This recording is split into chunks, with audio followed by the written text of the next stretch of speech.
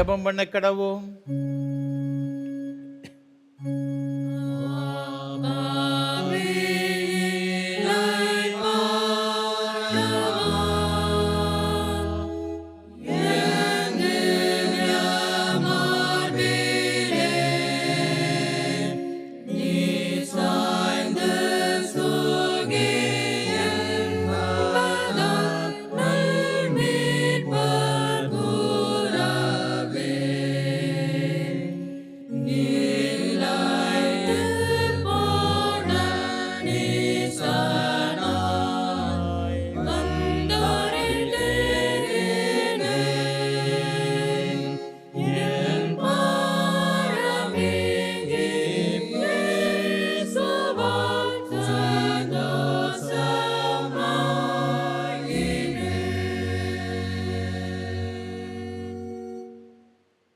கர்த்தர் நல்லவர், இக்கட்டு நாளிலே அரணான கோட்டை, தம்மை நம்புகிறவர்களை அறிந்திருக்கிறார். மகா பரிசுத்தமும் அன்பும் கிருபைகளும் நிறைந்த பரலோக பிதாவே, எங்களுக்கு அரணான கோட்டையாய் இருக்கிறவரே, இந்த பரிசுத்தமான மனமகிழ்ச்சி நாள் கால வேளையிலே உம்முடைய திருச்சமூகத்திலே வந்து உம்மை ஆராதிக்கவும், உம்மோடு ஐக்கியம் கொள்ளவும், உம்முடைய திருப்பந்தியில் பங்கு பெறவும் எங்களை அழைத்து கொண்டு வந்திருக்க தயவுக்காக உமக்கு ஸ்தோத்திரம். ஆண்டவர் தாமே இந்த திருவிருந்து ஆராதனை வேளையிலும் மத்தியில் எழுந்தருளி உம்முடைய பிரசன்னத்தினால் நிறைத்து எங்கள் ஒவ்வொருவரையும் ஆசீர்வதித்தருள வேண்டும் என்று மீட்பர் இயேசு கிறிஸ்துவின் பரிசுத்த நாமத்தில் தாழ்மையோடு ஜெபிக்கிறோம் ஜீவனுள்ள நல்ல பிதாவே, ஆமென். ஆராதனைக்கு ஆரம்பமாக ஆண்டவருடைய பரிசுத்த நாமத்துக்கு மகிமை உண்டாக. கீதம் 3 பாமாலை 3 பாடவும். உன்னதம் ஆழம் எங்கேயும். கீதம் 3 பாமாலை 3 பாடுவோம்.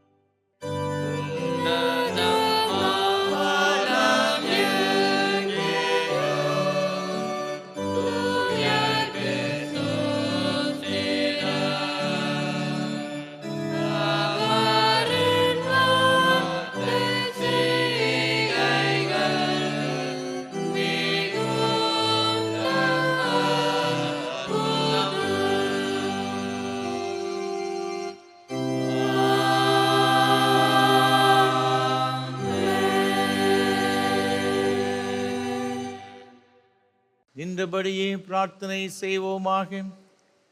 எல்லா இருதயங்களையும், எல்லா விருப்பங்களையும், எல்லா ரகசியம் அறிந்திருக்கிற சர்வலும் தேவனே, நாங்கள் தேவரிடத்தில் பரிபூர்ணமாய் அன்பு கூறவும், ஒரு பரிசுத்த நாமத்தை உத்தமமாய் மகிமைப்படுத்தவும், ஒரு பரிசுத்தாவின் ஏவுதலால் எங்கள் இறுதி சிந்தனை சுத்தம் பண்ணியறல எங்கள் கர்த்தராகிய கிறிஸ்து மூலமாய் வேண்டிக் கொள்கிறோம்.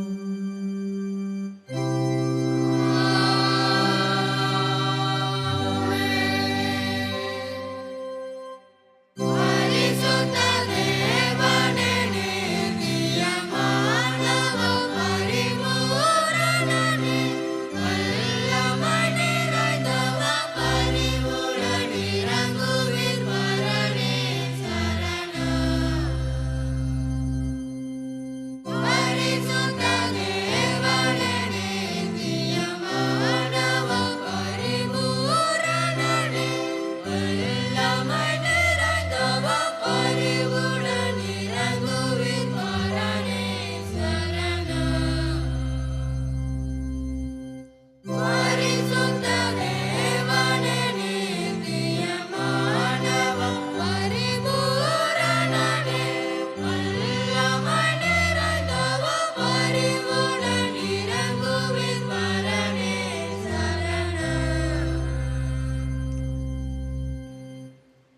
நம்முடைய கர்த்தராயிருக்கிற இயேசு கிறிஸ்து சொன்னதாவது, நம்முடைய தேவனாகிய கர்த்தர் ஒருவரே கர்த்தர்.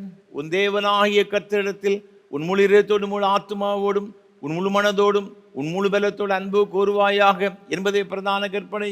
இதற்கு ஒப்பாய் இருக்கிற இரண்டாம் கற்பனை என்னவென்றால், உன்னிடத்தில் நீ அன்பு கூறுவது போல் பிறனிடத்தில் அன்பு கூறு என்பதே. இவைகளின் பெரிய கற்பனை வேறொன்றுமில்லை. இவ்விரண்டு கற்பனை நியாயப்பிரமாண முழுமையும் தீர்க்க தரிசனங்களும் அடங்கி இருக்கிறது என்பதே.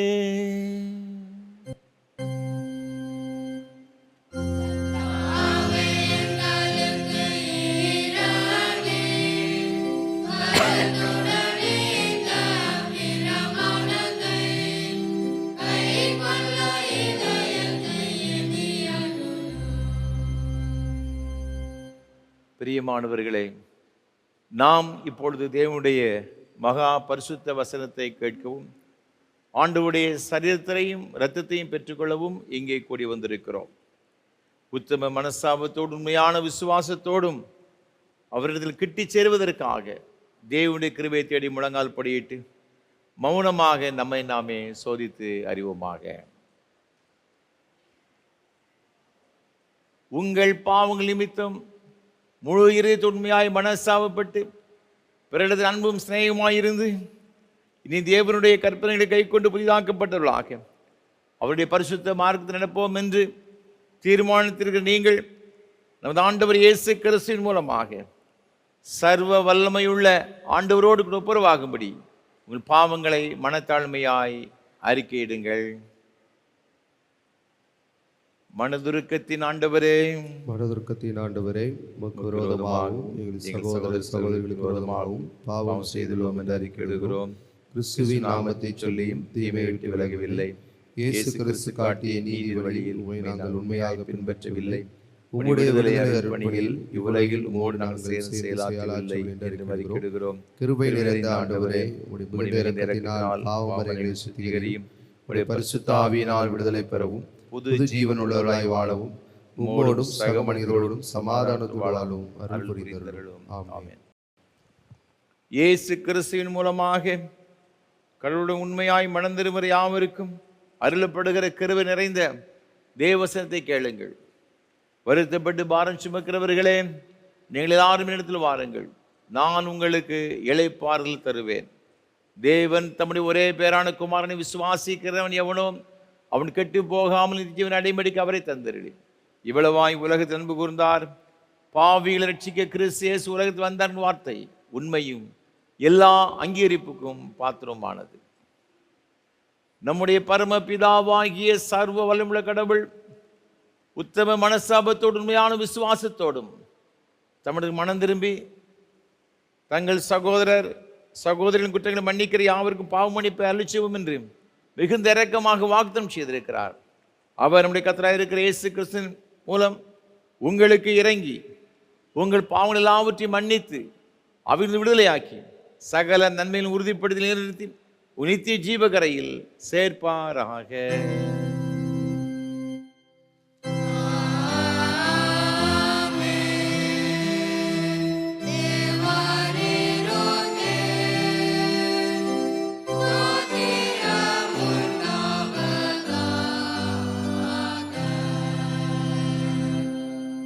கர்த்தர் உங்களோடு இருப்பாராக.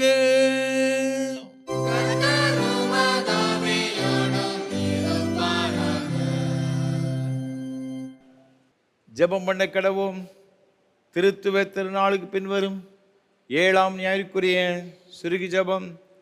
அநேகரை மீட்கும் பொருளாக தம்முடைய ஜீவனை கொடுக்க வந்த முதுகுமாரனை எங்களுக்கு மாதிரியாக தந்தீரேன். நாங்கள் ஆளுகிறவர்களாயிராமல் மந்தைக்கு மாதிரிகளாகவும் இழிவான ஆதாயத்திற்காக அல்ல, உற்சாக மனதோடு தேவனுடைய மந்தையை மேய்க்கவும் நாங்கள் இவ்வுலகத்தின் அதிகாரத்தையோ மேன்மையையோ நாடாமல் ஒருவருக்கு ஒருவர் கீழ்ப்படிந்து மனத்தாழ்மையை அணிந்து கொண்டு பிரதான மேய்ப்பர் வெளிப்படும் போது மகிமுள்ள வாடாத கிரீடத்தை பெற்றுக்கொள்ளும்படிக்கு மெய்யான தாழ்மையோடும் உண்மையோடும் உமக்கு ஊழியம் செய்ய எங்களுக்கு கிருபை செய்ய வேண்டும் என்று ஆண்டவர் இயேசு கிறிஸ்து மூலமாய் வேண்டிக் கொள்கிறோம்.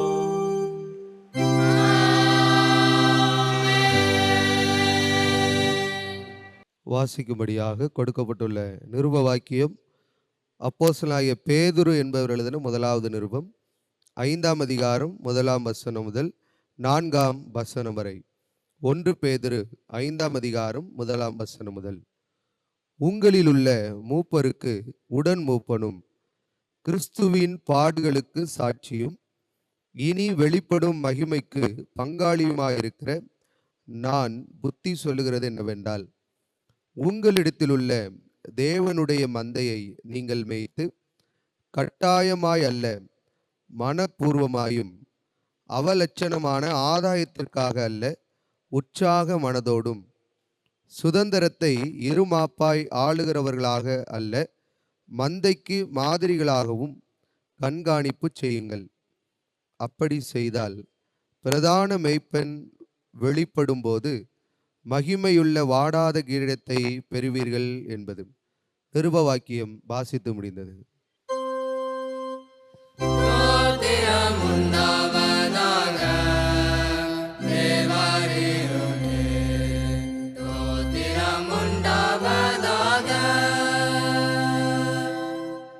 பரிசுத்த சுவிசேஷ வாக்கியம் பரிசுத்த மத்தேயு எழுதின சுவிசேஷம் 20ஆம் அதிகாரம் 25ஆம் வசனம் முதல் அடங்கியிருக்கிற தேவனுடைய வார்த்தையை கேளுங்கள். பரிசுத்த மத்தேயு எழுதின சுவிசேஷம் 20ஆம் அதிகாரம் 25ஆம் வசனம் முதல்.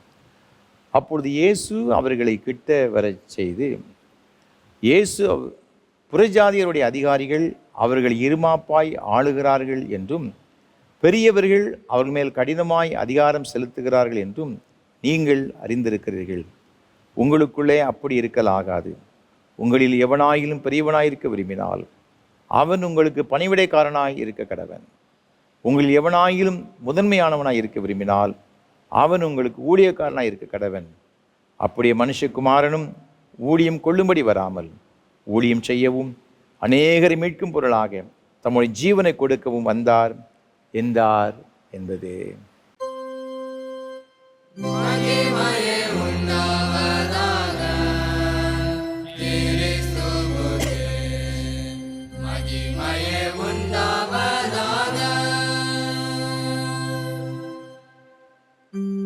வானத்தையும் பூமியையும்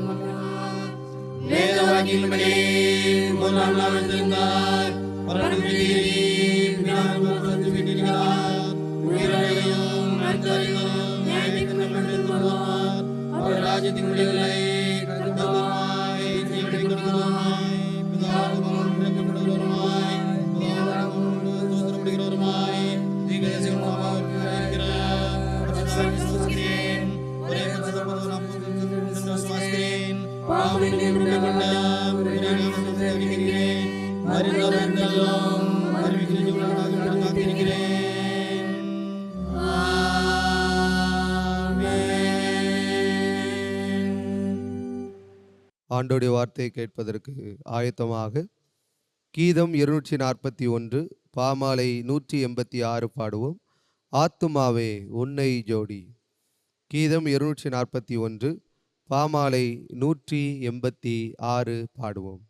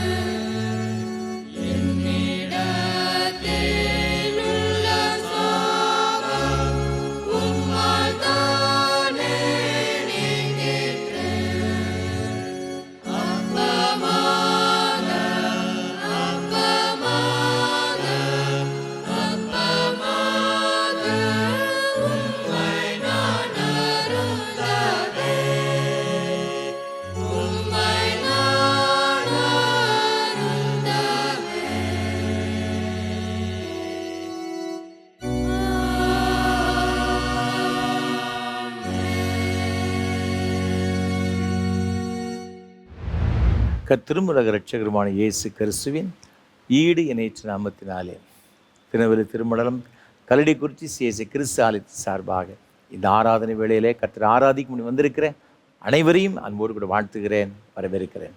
தேவ கிருபையும் ஆசீர்வாதம் உங்களோடு கூட இன்னும் இன்னும் சதா காலங்களில் இருப்பதாக. ஒவ்வொரு வாரமும் உங்களோடு கூட சேர்ந்து கர்த்தரை ஆராதிப்பதில் மிகுந்த மகிழ்ச்சி அடைகிறேன். கர்த்தரை துதிக்கிறேன், ஸ்தோத்தரிக்கிறேன். தேவன் தந்த நல்ல தருணங்களுக்காக ஆண்டவரை துதிக்கிறேன். அது மாத்திரமல்ல, இந்த வாய்ப்பை நமக்கு ஒவ்வொரு வாரமும் தந்து வருகிற நம்முடைய அன்பிற்கும் மரியாதைக்கும் ஒரு அருமையான ஐயா சாது சுந்தர் செல்வராஜ் ஐயா அவர்களுக்காக கர்த்தரை நான் துதிக்கிறேன், ஸ்தோத்தரிக்கிறேன். ஆண்டவருடைய பெரிய கிருபையினால் நம்ம எல்லாரும் கர்த்தரை ஆராதிக்க வேண்டும், ஆண்டவருடைய ஆசீர்வாதங்கள் பெற்றுக்கொள்ள வேண்டும் என்ற ஒரு பெரிய ஒரு தரிசனத்தோடு கூட சாதை அவர்கள் நமக்கு இதை ஏற்படுத்தி கொடுத்திருக்கிறார்கள். கர்த்தர் தாமே சாதை அவர்களையும் அவர் செய்து கொண்டு வருகிற இந்த உன்னதமான ஊழியங்கள், விசேஷமாக இந்த தொலைக்காட்சி ஊழியங்கள், இயேசு ஊழியங்களை அபரிவிதமாய் கர்த்தர் ஆசீர்வதிப்பாராக. நம்முடைய தனி ஜெபங்களில், குடும்ப ஜெபங்களிலே சாதை அவர்களுக்காக நாம் ஜெபிப்போம். அது மாத்திரமல்ல, இந்த ஊழியங்களுக்காக பல வகையில் பிரயாசப்படுகிறவங்க எல்லாருக்காகவும் நான் கர்த்தரை துதிக்கிறேன். இந்த ஊழியங்களை மிகுந்த ஜெபத்தோடு அதிக பிரயாசத்தோடு உங்களுக்காக ஒவ்வொரு வாரம் வழங்கி கொண்டு வருகிறோம். இதற்கு ஏராளமான தேவைகள் உண்டு. ஆராதனை ஒளிப்பதிவு செய்வதற்கு ஆலயங்கள் இல்லாத கிராமங்கள் இருக்கின்ற பிள்ளைகள், அநேக கிறிஸ்து அல்லாத சகோதர சகோதரிகள் ஆலயத்துக்கு அவங்க போக முடியாது, குடும்பத்தில் பெரிய பிரச்சனைகள், தடைகள். அவர்கள் இந்த ஆராதனையை பார்த்து ஆசீர்வதிக்கப்படுகிறார்கள். அவர்கள் என்னோடு கூட தொலைபேசியிலே அவர்கள் பேசியிருக்கிறார்கள். அதற்காக ஆண்டவரை துதிக்கிறேன். அது மாத்திரமல்ல, வயோதிப நிலைமை அருமையான பெற்றோர்கள் ஆலயத்துக்கு செல்ல முடியாத ஒரு சூழ்நிலையில் அவர்களுக்கு இந்த ஆராதனை மிகவும் ஆசீர்வாதமாக இருப்பதில் நான் மிகுந்த மகிழ்ச்சி அடைகிறேன். ஆகவே நீங்கள் கொடுக்கிற இந்த காணிக்கையானது இப்படிப்பட்ட பிள்ளைகளுக்கு அது மிகவும் பிரயோஜனமாக இருக்கிறது என்பது அந்த விதமான சந்தேகம் கிடையாது. ஆகவே இந்த ஊழியத்தை நீங்கள் ஆதரிக்கும்படியாக, இந்த ஊழியங்களை தாங்க முன் வரும்படியாக உங்களை அன்போடு நான் கேட்டுக்கொள்கிறேன். நிச்சயமாகவே அதனுடைய பலனை இம்மையிலும் மறுமையிலும் 1000 பெற்றுக்கொள்வீர்கள் என்பது எந்த விதமான சந்தேகம் கிடையாது. நீங்கள் எங்களோடு கூட தொலைபேசியில் தொடர்பு கொள்ளலாம், வாட்ஸ்அப் மூலமாக எங்களோடு கூட நீங்கள் செய்திகளை அனுப்பலாம். நிச்சயமாக நாங்கள் உங்களோடு கூட தொடர்பு கொள்ள நாங்கள் விரும்புகிறோம். நிச்சயமாக கர்த்தருடைய பலனை உங்களுக்கு தருவார் என்பது எந்த விதமான சந்தேகம் கிடையாது. இந்த நாளிலும் கூட இந்த ஆராதனை வேலைக்காக நமக்கு உதவி செய்கின்ற தருமபுரியை சார்ந்த அருமையான தகப்பனார் திரு ஈடி சுகுணா குணபாண்டியன் ஐயா அவர்களுக்காக கர்த்தரை துதிக்கிறேன். அருமையான அம்மா மேரி கமலபாய் அம்மா அவர்களுக்காக கர்த்தரை துதிக்கிறேன்.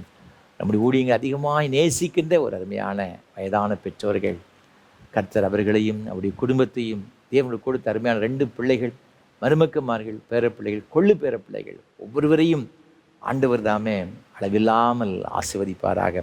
மல்கியா தீர்க்கதரிசன புத்தகம் 4ஆம் அதிகாரம் 2ஆம் வசனம் சொல்லுகிறது, ஆனாலும் என் நாமத்துக்கு பயந்திருக்கிற உங்கள் மேல் நீதியின் சூரியன் உதிக்கும், அதன் செட்டைகளின் கீழ் ஆரோக்கியம் இருக்கும், நீங்கள் வெளியே புறப்பட்டு போய் கொளுத்த கன்றுகளைப் போல வளருவீர்கள் என்று கர்த்தர் கொடுத்த இந்த வாக்கை போல அருமையான தகப்பனாருக்கும் அருமையான அம்மாவுக்கும் ஆண்டவர் நல்ல ஒரு கிருபை, அவருடைய செட்டைகளின் கீழ் இருக்கின்ற அந்த ஒரு நல்ல ஒரு ஆரோக்கியத்தை தேவன் கொடுத்து, என் முதிர் வயதிலும் நீங்கள் கனி கொடுப்பாய், பசுமையும் புஷ்டியுமாய் இருப்பாய் என்ற வார்த்தையின்படி அவருக்கு அப்படிப்பட்ட ஒரு கிருபைகளை, ஆசீர்வாதங்களை கொடுத்து அந்த ஆசீர்வதிப்பாராக. நல்ல சுகத்தையும் பலத்தையும் நீடித்த சுகவாழ்வையும் அவனுக்கு கொடுத்து வழிநடத்துவாராக. அது மாத்திரமல்ல, இந்த ஊழியங்களை பல வகைகளை உதவி செய்கிறவங்க எல்லாருக்காகவும் ஆண்டவரை துதிக்கிறேன். ஜெபிக்கிறவங்க எல்லாருக்காகவும் கர்த்தரை துதிக்கிறேன். தொடர்ந்து எங்களுக்காக நீங்கள் வேண்டிக் கொள்ளுங்கள். அது மாத்திரமல்ல, நான் ஏற்கனவே கடந்த வாரங்களிலே உங்களோடு கூட நான் பகிர்ந்து கொண்டேன். என்னுடைய சேகரத்திலே ஒரு கிளை சபை, சின்ன ஒரு சபை, மணிமுத்தாறு. அது மிகவும் கஷ்டப்பட்ட மக்கள், அரசு வேலை பார்க்கிறவர்கள் அங்கு யாரும் கிடையாது, சாதாரண கூலி வேலை செய்கிற பிள்ளைகள் இருக்கிறார்கள். ஒரு பழுதாய் போன ஓட்டுக்கூரை, அது ஒரு சின்ன ஒரு ஆலயம், அந்த ஜனங்கள் வழிபடுவதற்கு அங்கு முடியாத ஒரு சூழ்நிலை, மழை காலங்களிலும் உள்ளே போகவே முடியாது. ஆகவே அந்த ஆலயத்தை நாங்கள் மீண்டும் எடுத்து கட்டும்படியாக பிரயாசப்படுகிறோம். இருந்தால் அங்கு காட்டு விலங்குகள் அதிகமாக வந்து அது ஓட்டுக்குறையாக இருக்கிறபடினால் அதை உடைத்து போட்டு விடுகிறது. மேலும் இந்த ஆலயம் முற்றுமை பழுதடைந்து விட்டது. ஆக நாங்கள் மீண்டும் அதை புதுப்பித்து கட்டும்படியாக ஜெபத்தோடு பிரயாசப்படுகிறோம். கர்த்தர் உங்கள் உள்ளத்தை எவ்வாறு சொன்னால் எங்கள் மனமு வந்து தாங்க முன் வரும்படியாக அன்போடு நான் கேட்டுக்கொள்கிறேன். உங்களை சிலர் உதவி செய்திருக்கிறீங்க, அதற்காக கர்த்தரை துதிக்கிறேன். கர்த்தர் உங்கள் உள்ளத்தை எவ்வாறு சொன்னார், நீங்கள் இந்த ஊழியங்களை தாங்க முன்வாருங்கள். நிச்சயமாகவே ஆண்டவர் அதனுடைய பலனை உங்களுக்கு தருவார் என்பதில் எந்த சந்தேகம் கிடையாது. கர்த்தர் தொடர்ந்து உங்களை ஆசீர்வதிப்பாராக. தேவ கிருபை உங்கள் அனைவரோடு கூட எப்பொழுது இருப்பதாக. கர்த்தர் உங்களோடு கூட இருப்பாராக. ஆமென். தொடர்ந்து கர்த்தர் நம்மோடு கூட பேசும்படியாக நாம் ஜெபம் செய்வோம். கிருபை நிறைந்த ஆண்டவரே, உம்முடைய திருவார்த்தைகளை கேட்க வந்திருக்கிறோம். எங்களோடு கூட பேசும் ஆண்டவரே, இன்றைக்கு நாங்கள் கேட்கிற உம்முடைய வேத வசனங்கள் எங்கள் ஒவ்வொருவருக்கும் ஆசீர்வாதமாக அமையவும், உம்முடைய வார்த்தையின்படி நாங்கள் நடக்கவும், அதனுடைய உன்னதமான ஆண்டவரே நன்மைகளை பெற்றுக்கொள்ளவும் எங்கள் ஒவ்வொருவருக்கும் கிருபை தாரும். விருத்த சேதனம் உள்ள இருதயத்தையும் செவிகளையும் எங்களுக்கு தாரும். எங்களை தாழ்த்தும் அது கருத்தில் ஒப்புக் கொடுக்கிறோம், பொறுப்படுத்திக் கொள்ளும். எங்கள் இரட்சகர் இயேசு கிறிஸ்துவின் பரிசுத்த நாமத்தில் ஜெபிக்கிறோம் நல்ல பிதாவே.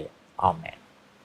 கிறிஸ்துவுக்குள் மிகவும் பிரியமானவர்களே, ஆண்டவர் இயேசு கிறிஸ்துவின் நாமத்தினாலே உங்களை எல்லாரையும் அன்போடு கூட வாழ்த்துகிறேன். இந்த நாளிலும் நாம் சிந்திக்கும்படியாக நமக்கு கொடுக்கப்பட்டிருக்கின்ற தியான பொருள் அர்ப்பணிப்புள்ள ஆசாரியத்துவம். இந்த ஆசாரியத்துவம் ஊழியமானது மிகவும் அர்ப்பணிப்போடு கூட செய்ய வேண்டும் என்று வேதத்தில் இங்கு சொல்லப்பட்டிருக்கிறது. ஆதாரமாக எடுத்துக்கொண்ட வேத வசனம் எபிரேயர்கள் நிருபம் 5ஆம் அதிகாரம் 4ஆம் வசனம். மேலும் ஆரோனை போல தேவனால் அழைக்கப்பட்டால் ஒழிய ஒருவனும் இந்த கனமான ஊழியத்துக்கு தானாய் ஏற்படுகிறது இல்லை என்று வேத வசனம் சொல்லுகிறது. இந்த ஆசாரியத்துவ ஊழியம் என்பது ஒரு உன்னதமான ஒரு ஊழியம், கனமான ஊழியம் என்று சொல்லப்பட்டு இருக்கின்றது. அன்பான ஆண்டுடைய பிள்ளைகளே, இந்த ஊழியத்தை தேவன் அந்த அளவிற்கு மேன்மைப்படுத்தியிருக்கின்றார். பழைய ஏற்பாட்டு காலத்தில் நம்ம பார்க்கும் பொழுது 3 ஊழியங்களை இங்கு மிக மிக முக்கியமான ஒரு ஊழியங்களாக சொல்லப்பட்டிருக்கிறது. இந்த ஊழியமானது ஆசாரியத்துவ ஊழியம், தீர்க்க தரிசன ஊழியம், அது மாத்திரமல்ல ராஜாக்கள். இந்த 3 பேரையும் ஆண்டவர் பிரத்யேக விதமாக அபிஷேகம் பண்ணுகின்றார். ஆண்டவர் ராஜாக்களை அபிஷேகம் பண்ணுகின்றார் தம்முடைய பணியை செய்யும்படியாக. ஆண்டவருடைய பணிக்கென்று இந்த 3 பேர் நியமிக்கப்படுகிறார்கள்: ராஜாக்கள், ஆசாரியர்கள், தீர்க்கதரிசிகள். இதில் இன்றைக்கு இந்த ஆசாரித்துவ ஊழியத்தை குறித்து உங்களோடு கூட நான் பகிர்ந்து கொள்ள விரும்புகின்றேன். இந்த ஆசாரித்துவ ஊழியம் மிகவும் கனமானது, மேன்மையானது, உன்னதமானது. ஏனென்று நீங்கள் பார்க்கும் பொழுது, வேதத்தில் வாசித்து பார்க்கும் பொழுது யோசுவாவின் புஸ்தகத்தில் இங்கே 3ஆம் அதிகாரம் 8ஆம் வசனத்தில் வேதம் இவ்வாறாக சொல்லுகிறது: உடன்படிக்கை பெட்டியை சுமக்கிற ஆசாரியரை பார்த்து, நீங்கள் யோர்தான் நதி தண்ணீர் ஓரத்தில் சேரும்போது யோர்தானில் நில்லுங்கள் என்று நீ கட்டளையிடுவாயாக என்றார். யோசுவா மூலமாக ஆசாரியர்களுக்கு ஆண்டவர் கொடுக்கப்படுகிற வார்த்தை என்னவென்று சொன்னால், உடன்படிக்கை பெட்டி சுமக்கின்ற ஆசாரியர் என்ன செய்யணும்னு பார்த்தீங்கன்னா, யோர்தான் நதியில் போய் முதல்ல கால் வைக்கணுமா. நீங்கள் தொடர்ந்து பாருங்கள் 13ஆம் வசனம். சம்பவிப்பது என்னவென்றால், சர்வ பூமிக்கும் ஆண்டவராகிய கர்த்தரின் பெட்டி சுமக்கிற ஆசாரியர்களின் உள்ளங்கால்கள் யோர்தானின் தண்ணீரிலே பட்ட மாத்திரத்தில் மேலே இருந்து ஓடி வருகிற யோர்தானின் தண்ணீர் ஓடாமல் ஒரு குவியலாக நிற்கும் என்றான். 15ஆம் வசனம்.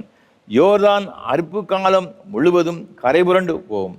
பெட்டியை சுமக்கிற ஆசாரியர்களின் கால் தண்ணீரின் ஓரத்தில் பட்டவுடனே மேலே இருந்து ஓடி வருகிற தண்ணீர் நின்று சார்தானுக்கு அடுத்த ஆதாம் ஊர் வரைக்கும் ஒரு குவியலாக குவிந்தது என்று வசனம் சொல்லுகிறது. அன்பான ஆண்டவருடைய பிள்ளைகளே, இந்த ஆசாரியர்களுக்கு தேவன் கொடுத்திருக்கிற ஒரு பெரிய ஒரு பொறுப்பு. யோசுவா தான் மோசேக்கு அப்புறமாக இஸ்ரவேல் ஜனங்களை நடத்தி கொண்டு வருகிறான். அப்போ இந்த யோசுவா மூலமாகவே கர்த்தர் இந்த காரியங்களை செய்திருக்கலாம். யோசுவா சூரியனையும் சந்திரனையும் அப்படியே நிறுத்தி வைத்தவன்.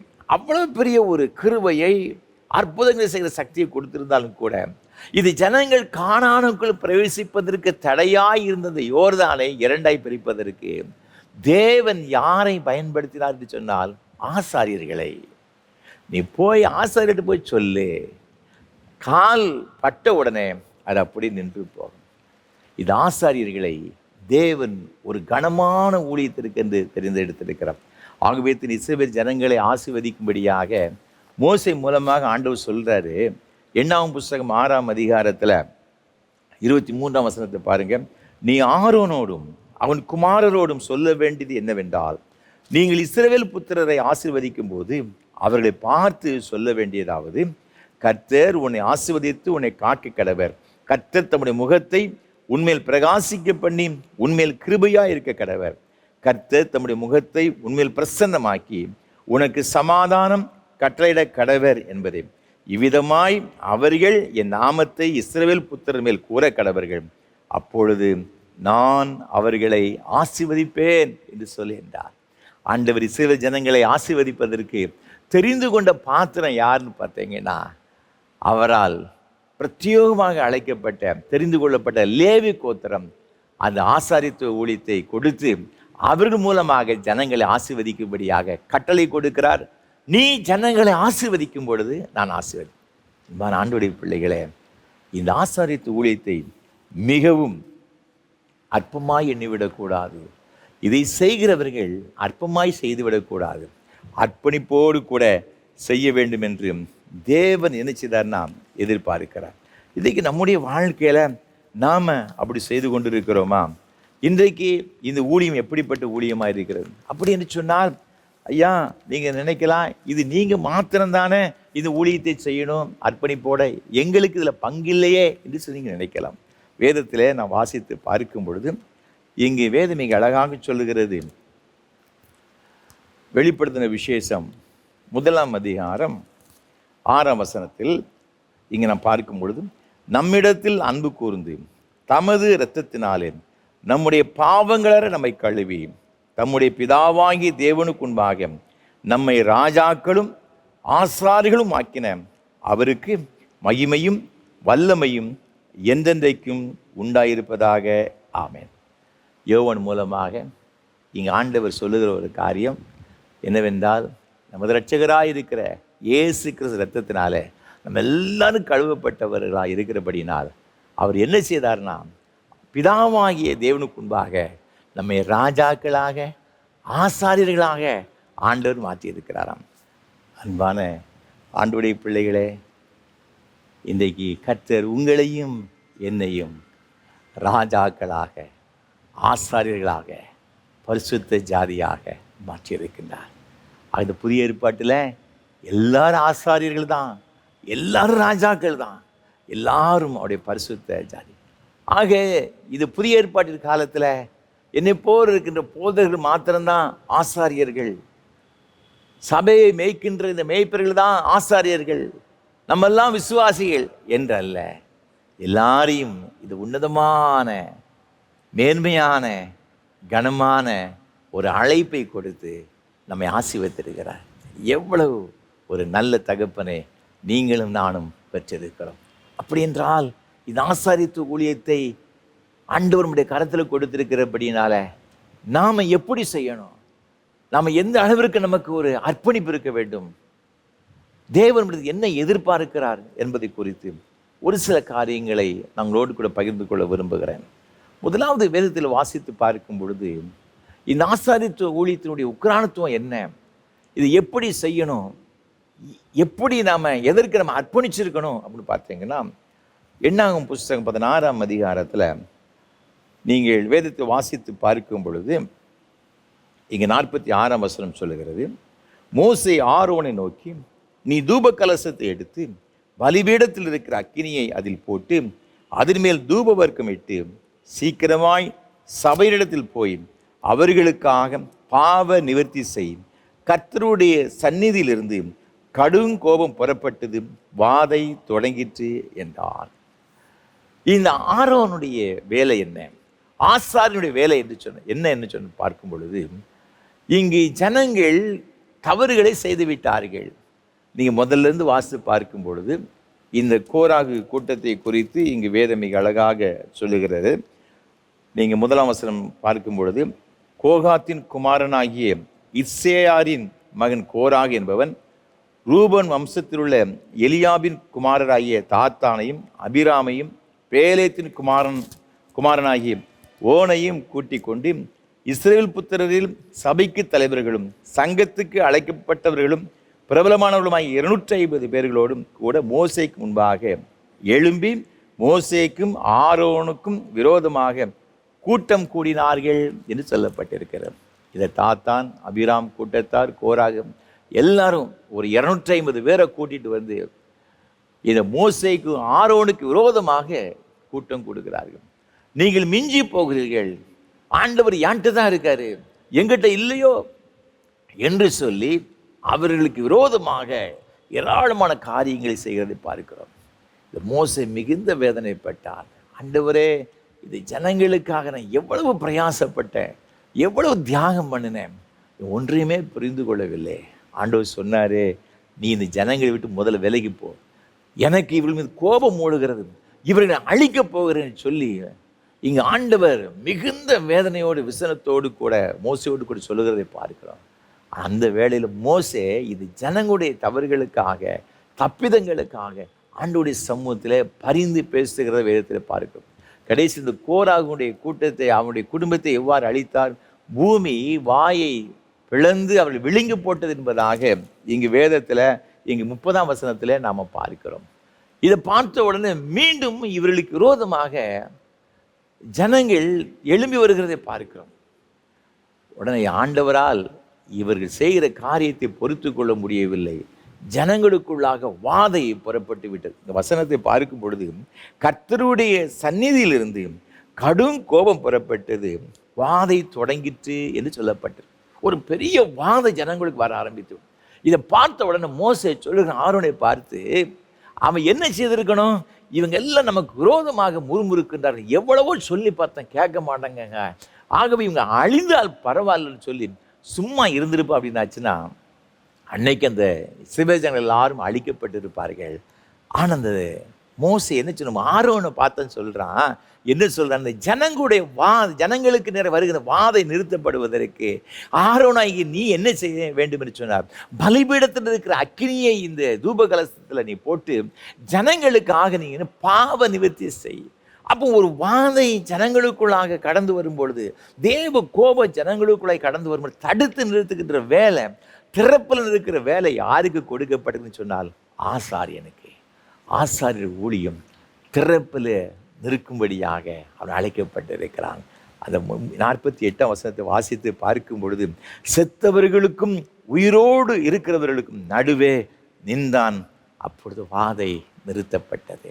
அன்பான ஆண்டவருடைய பிள்ளைகளே, இன்னைக்கு ஜனங்களுக்குள்ளாய் வருகின்ற இந்த தேவ கோபத்திலிருந்து அவர்களை ஆண்டவர் காப்பாற்றுவதற்கு, அந்த தேவ கோபத்திலிருந்து அவர் தடுத்து நிறுத்துவதற்கு கர்த்தர் யாருடைய கரத்தில் இந்த உக்கராத்துவ கொடுத்திருக்கன்னு பார்த்தீங்கன்னா ஆசாரியனுடைய கரத்தில் கொடுத்திருக்கிறார்.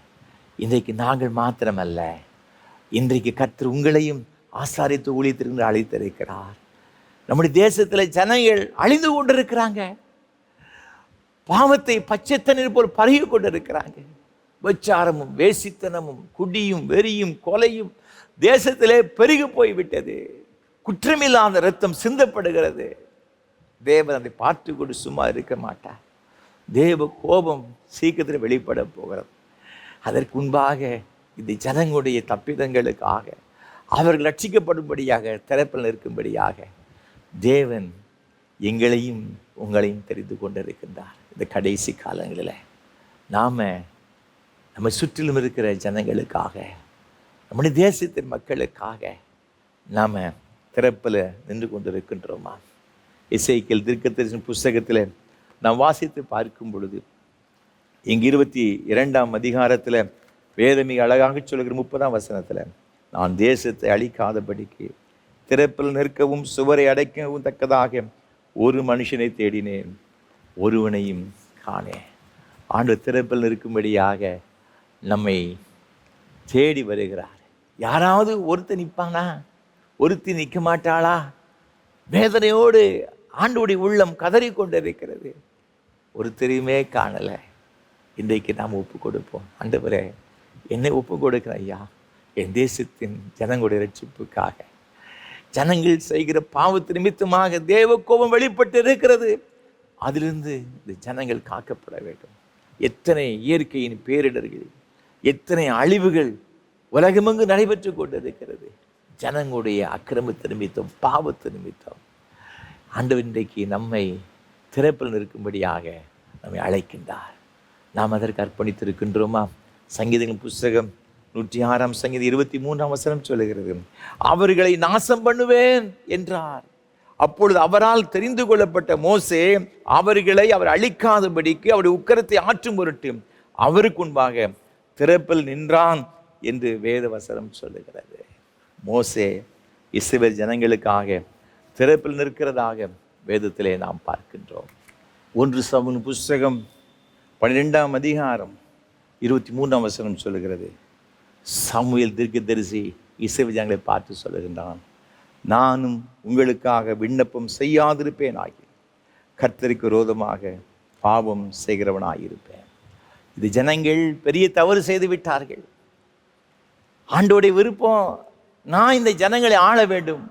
என்னால் தெரிந்து கொள்ளப்பட்ட ஆபிரகாமின் சந்ததி, அவருடைய விருப்பம் இவங்களுக்குன்னு ஒரு ராஜா வேண்டாம், நானே நேரடியாக இவளை ஆட்சி செய்ய வேண்டியதான் அவருடைய விருப்பம். ஆனால் இவங்க என்ன சொன்னாங்க அப்படின்னு பார்த்தீங்கன்னா, இந்த அதிகாரத்தில் முதலிருந்து வாசி பார்க்கும் பொழுது சுற்றிலும் உள்ள எல்லா தேசத்தையும் பார்க்கிறாங்க. அவர்களுக்கெல்லாம் ஒரு ராஜா இருக்கிறாங்க, ஒரு அமைச்சரவை இருக்கிறது, ஜனங்கள் இருக்கிறாங்க, ஒரு படை இருக்கிறது. அதே போல் எங்களுக்கும் வேணும். அடம் பிடிக்கிறாங்க. சாமுவேல் எவ்வளவோ சொல்லி பார்த்தான், கேட்க மாட்டேன்ட்டாங்க. அது ஆண்டவருக்கு ரொம்ப வேதனையானது. சாமுவேலுக்கு ரொம்ப துக்கமாக இருந்துச்சு. ஆண்டவர் சொன்னார், இவங்க ஒன்றும் இல்லைப்பா, என்னதான் அப்படி வெறுத்து தள்ளுறாங்க. சரி பரவாயில்ல, இது என்னுடைய ஆபிரகாமின் சந்ததி, என் சிநேகிதனாகி ஆபிரகாம் சந்ததி, அவங்க கேட்டதை கொடுத்துட்டு போவோம். அதுக்கப்புறம் அவங்க சொல்கிறாங்க, இந்த 19 பார்த்தீங்கன்னா, சாமுவேலை பார்த்து, நாங்கள் சாகாதபடிக்கு உம்முடைய தேவனாகிய கர்த்தரிடத்தில் உம்முடைய அடியாருக்காக விண்ணப்பம் செய்யும். நாங்கள் செய்த எல்லா பாவங்களோடும் எங்களுக்கு ஒரு ராஜா வேண்டும் என்று கேட்டு இந்த பாவத்தையும் கூட்டிக் கொண்டோம் என்று ஜனங்கள் எல்லாரும் சொன்னார்கள். நாங்கள் பாவத்தின் மேல் பாவம் செய்தபடினால் எங்களுக்கு வர தண்டனை மரணம்தான். நாங்கள் சாகாதபடிக்கு எங்களுக்காக வேண்டிக் கொள்ளுங்க. இந்த ஜனங்கள் சாமியோட வேண்டிக் கொள்கிறாங்க. அவன் சொல்கிறான், இனி இப்படி செய்யாதீங்கப்பா, ஆண்டோடைய மனசை துக்கப்படுத்தாதீங்க, வேதனைப்படுத்தாதீங்க. உங்களுக்காக நான் விண்ணப்பம் பண்ணாதிருந்தால் நான் கர்த்தருக்கு விரோதமாக பாவம் செய்கிறவனாக இருப்பேன். அவை உங்களுக்கு ஜெபம் பண்ணுற அப்படின்னு சொல்லிட்டு அவன் அந்த இஸ்ரவேல் மக்களை பார்த்து அவ்வாறு சொல்லுகிறதாக வேதத்தில் பார்க்கிறோம். ஜனங்களுடைய அழிவுக்காக திறப்பில் நிற்கிற ஒருவரை ஆண்டவர் தேடுகிறார். எல்லாரும் அழிந்து போகாதபடிக்கு ஒருத்தர் கிரயம் செலுத்தும்படியாக தேவன் எதிர்பார்க்கிறார். த கிறிஸ்டியன் லீடர்ஸ் என்று சொல்லப்பட்ட ஒரு புத்தகத்தில் எழுதின டான் ராட்ஸ்லாஃப் என்று சொல்லப்பட்ட ஒரு தேவ மனுஷன், அதில் அவர் ஒரு சம்பவத்தை ஒன்று எழுதுகின்றார். 2ஆம் உலகப் போரிலே ஸ்காட்லாந்து வீரர்கள் ஜப்பானிய படைகளால் பிடிக்கப்பட்டார்கள். அவர்கள் கைது செய்யப்பட்டு அந்த ஜப்பான் தேசத்துக்கு கொண்டு செல்லப்பட்டார்கள். அதில் குழுவாக 50 பேராக அவர்கள் பிரித்து அவர் கொடூரமாக வேலை வாங்கினார்கள். சரியான ஆகாரம் கொடுக்க மாட்டாங்க, ஆனால் அதிகமான வேலை வாங்குவார்கள். அப்போ என்ன செய்தாங்கன்னா, ஒரு 50 பேர் கொண்ட ஒரு ஸ்காட்லாந்து வீரர்களை பிடித்து இந்த ஜப்பானிய சிப்பாய்கள் ஒரு வேலை கொடுத்தாங்க. என்ன வேலை அப்படின்னு பார்த்தீங்கன்னா, பர்மாவுக்கும் வியட்நாமுக்கும் இடையில் ஒரு பெரிய ரயில் பாதை அமைக்கின்ற ஒரு பொறுப்பை கொடுத்தாங்க. ஆளுக்கு ஒரு மம்பட்டியை கையில் கொடுத்து அதை பகுதியெல்லாம் சீர்படுத்தும்படியே கொடுத்தாங்க. ஒவ்வொரு நாள் முடிந்த உடனே எல்லாத்தையும் ரோல் கால் உண்டு, அவங்க எல்லாரும் அட்டண்டன்ஸ் கொடுக்கணும், அவங்க கொடுக்கப்பட்ட பொருட்கள் எல்லாம் பத்திரமாக ஒப்பு கொடுக்கணும். அப்போது சாயங்காலம் முடிந்த பிறகு எல்லாம் ஒரு அந்த மம்பட்டிகள் ஒவ்வொருக்கும் கொடுத்தாங்க. மண்வெட்டிகளை அவங்க எல்லாம் ஒரு இடத்துல வச்சாங்க. அதை எண்ணி பார்க்கும்பொழுது 49 இருந்துச்சு. உடனே அந்த ஜப்பான் சிப்பாய் உடைய அந்த தலைவனுக்கு பயங்கரமான கோபம் வந்து விட்டது. எல்லாத்தையும் வரிசை நிறுத்தினான். யார் அந்த ஒரு மண்வெட்டியை களவு செய்தது, ஒழுங்க வந்து சொல்லிடு, இல்லாவிட்டால் எல்லாரையும் நான் சுட்டு கொன்றுவேன் அப்படி சொன்னான். இந்த 50 பேரும் உயிரை கையில் பிடித்து கொண்டு பயந்து நடுங்கிக் கொண்டிருக்கின்றார்கள். ஏன்னா அவ்வளவு ஒரு கொடூரமான ஒரு மனிதர்களாக இந்த ஜப்பான் சிப்பாய்கள் இருந்தார்கள். உடனே சொல்லி, நான் 10 நிமிடங்களுக்குள் சொல்லாவிட்டால் கொன்று விடுவேன் என்று சொல்லி இந்த ஜப்பான் சிப்பாயுடைய தலைவன் சொல்லி கொடுத்தார். அதில் ஒரு மனிதன், ஏர்னஸ்ட் கார்டன் சொல்லப்பட்ட ஒரு மனிதன், கடைசியில் என்று கூட முன்னாங்க வேகமாய் ஓடி வந்தான். சொன்னான், ஐயா, நான் தான் அந்த மண்வெட்டியை களவு செய்து விட்டேன், தயவுசெய்து மன்னித்து விடுங்கள், நான் தான் தப்பு பண்ணிட்டேன். அவனுக்கு பயங்கரமான கோபம் வந்து விட்டது. அந்த மனிதனை பிடித்து அடி அடி என்று அடித்து சித்திரவதை பண்ணி கொன்று விட்டான். தலையெல்லாம் உடைந்து சரீரமெல்லாம் பீக்கப்பட்டு அந்த இடத்திலே அவன் மரித்து போனான். அவனை தூரத்துக்கு போட்டாங்க. பார்த்துக்கிறது 49 பேரும் நிம்மதி பெருமூச்சு விட்டாங்க. நல்ல வேளை இந்த ஏர்னஸ்ட் தன்னுடைய தப்பை ஒத்துக்கொண்டான், ஆகவே நாம் பிழைத்து கொண்டோம் என்று சொல்லி நிம்மதி பெருமூச்சு விட்டார்கள். மீண்டும் அவர்கள் தன்னுடைய அந்த டென்ட்டுக்கு போனாங்க. அந்த மண்வெட்டிகள் எல்லாம் திருப்பி வருஷப்படுத்துனாங்க. எண்ணி பார்த்தாங்க, 50 இருந்துச்சு. அவனுக்கு பெரிய ஷாக். ஐயோ, 49 இருந்துச்சு. அப்போ எண்ணும்பொழுது எப்படி 50 வந்துச்சு? அது என்ன அப்படின்னு பார்த்தீங்கன்னா, முதல்ல எண்ணும் பொழுது தவறுதலாக 50க்கு பேர் 49 என்று எண்ணிவிட்டார்கள். ஆகவே தான் இந்த ஜப்பான் இந்த இராணுவத்தினுடைய தலைவன் எவ்வளவு ஆக்ரோஷம் அடைந்தார். இந்த ஏர்னஸ்ட் கார்டன் சொல்லப்பட்ட இந்த தேவ மனுஷன், அவன் ஆண்டவரை ஏற்றுக்கொண்ட ஒரு பெரிய ஒரு விசுவாசி. அவன் நினைச்சான், எப்படி எல்லாரையும் கொண்டு போட போகிறார்கள், 50 பேரும் சாக வேண்டியதுதான். ஆனால் அதுக்கு பதிலாக நான் இந்த தப்பை ஏற்றுக்கொண்டு சொன்னால் இந்த 49 பேர் பிழைத்து விடுவார்களே, அவர்களாவது உயிர் வாழ்ந்து விடுவார்கள் சொல்லித்தான் இவன் என்ன செய்தான்னு பார்த்தீங்கன்னா, முன்னால் ஓடி வந்து அந்த தவறை தானே ஏற்றுக்கொண்டான். அன்பானவர்களே, ஆண்டவராக இருக்கிற இயேசு கிறிஸ்து உங்களுக்காக எனக்காக நாம் செய்த தவறுகளை, நாம் செய்த அக்கிரமங்களை, நாம் செய்த பாவங்களை, மீறுதல்களை அவர் தம்முடைய சரித்திரத்தில் ஏற்றுக்கொண்டு நாம் பெறுகிற தண்டனைக்கு பதிலாக கல்வாரி சிலுவையிலே அவர் எல்லா தண்டனையும் ஏற்றுக்கொண்டார். ஆகவே தான் காய்பா சொல்லும் பொழுது, நீங்கள் யோவான் இருந்த சுவிசேஷத்தில் 11ஆம் அதிகாரத்தில் 50ஆம் வசனம் இவ்வாறாக சொல்லுகிறது. இங்கே நாம் பார்க்கும் பொழுது அவன் சொல்கிறான், ஜனங்கள் எல்லாரும் கெட்டு போகாதபடிக்கு ஒரே மனுஷன் ஜனங்களுக்காக மரிப்பது நமக்கு நலமாய் இருக்கும் என்று நீங்கள் சிந்தியாமல் இருக்கிறீர்கள்.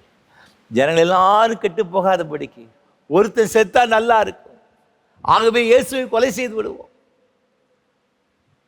இந்த காய்பா இந்த ஆசாரியன் சொல்லுகிறான், கல்வாரி சிலுவையில் இயேசு நம்ம எல்லாருக்காகவும் இரத்தத்தை சிந்தினார். ரோமருக்கு நிருபத்தில் நீங்கள் வாசித்து பார்க்கும் பொழுது 5ஆம் அதிகாரத்தில் வேதம் இவ்வாறாக சொல்லுகிறது. 8ஆம் வசனத்தில், நாம் பாவிகளாயிருக்கையிலே கிறிஸ்து நமக்காக மரித்ததினாலே தேவன் நம்மேல் வைத்த அன்பை விளங்க பண்ணுகிறார்.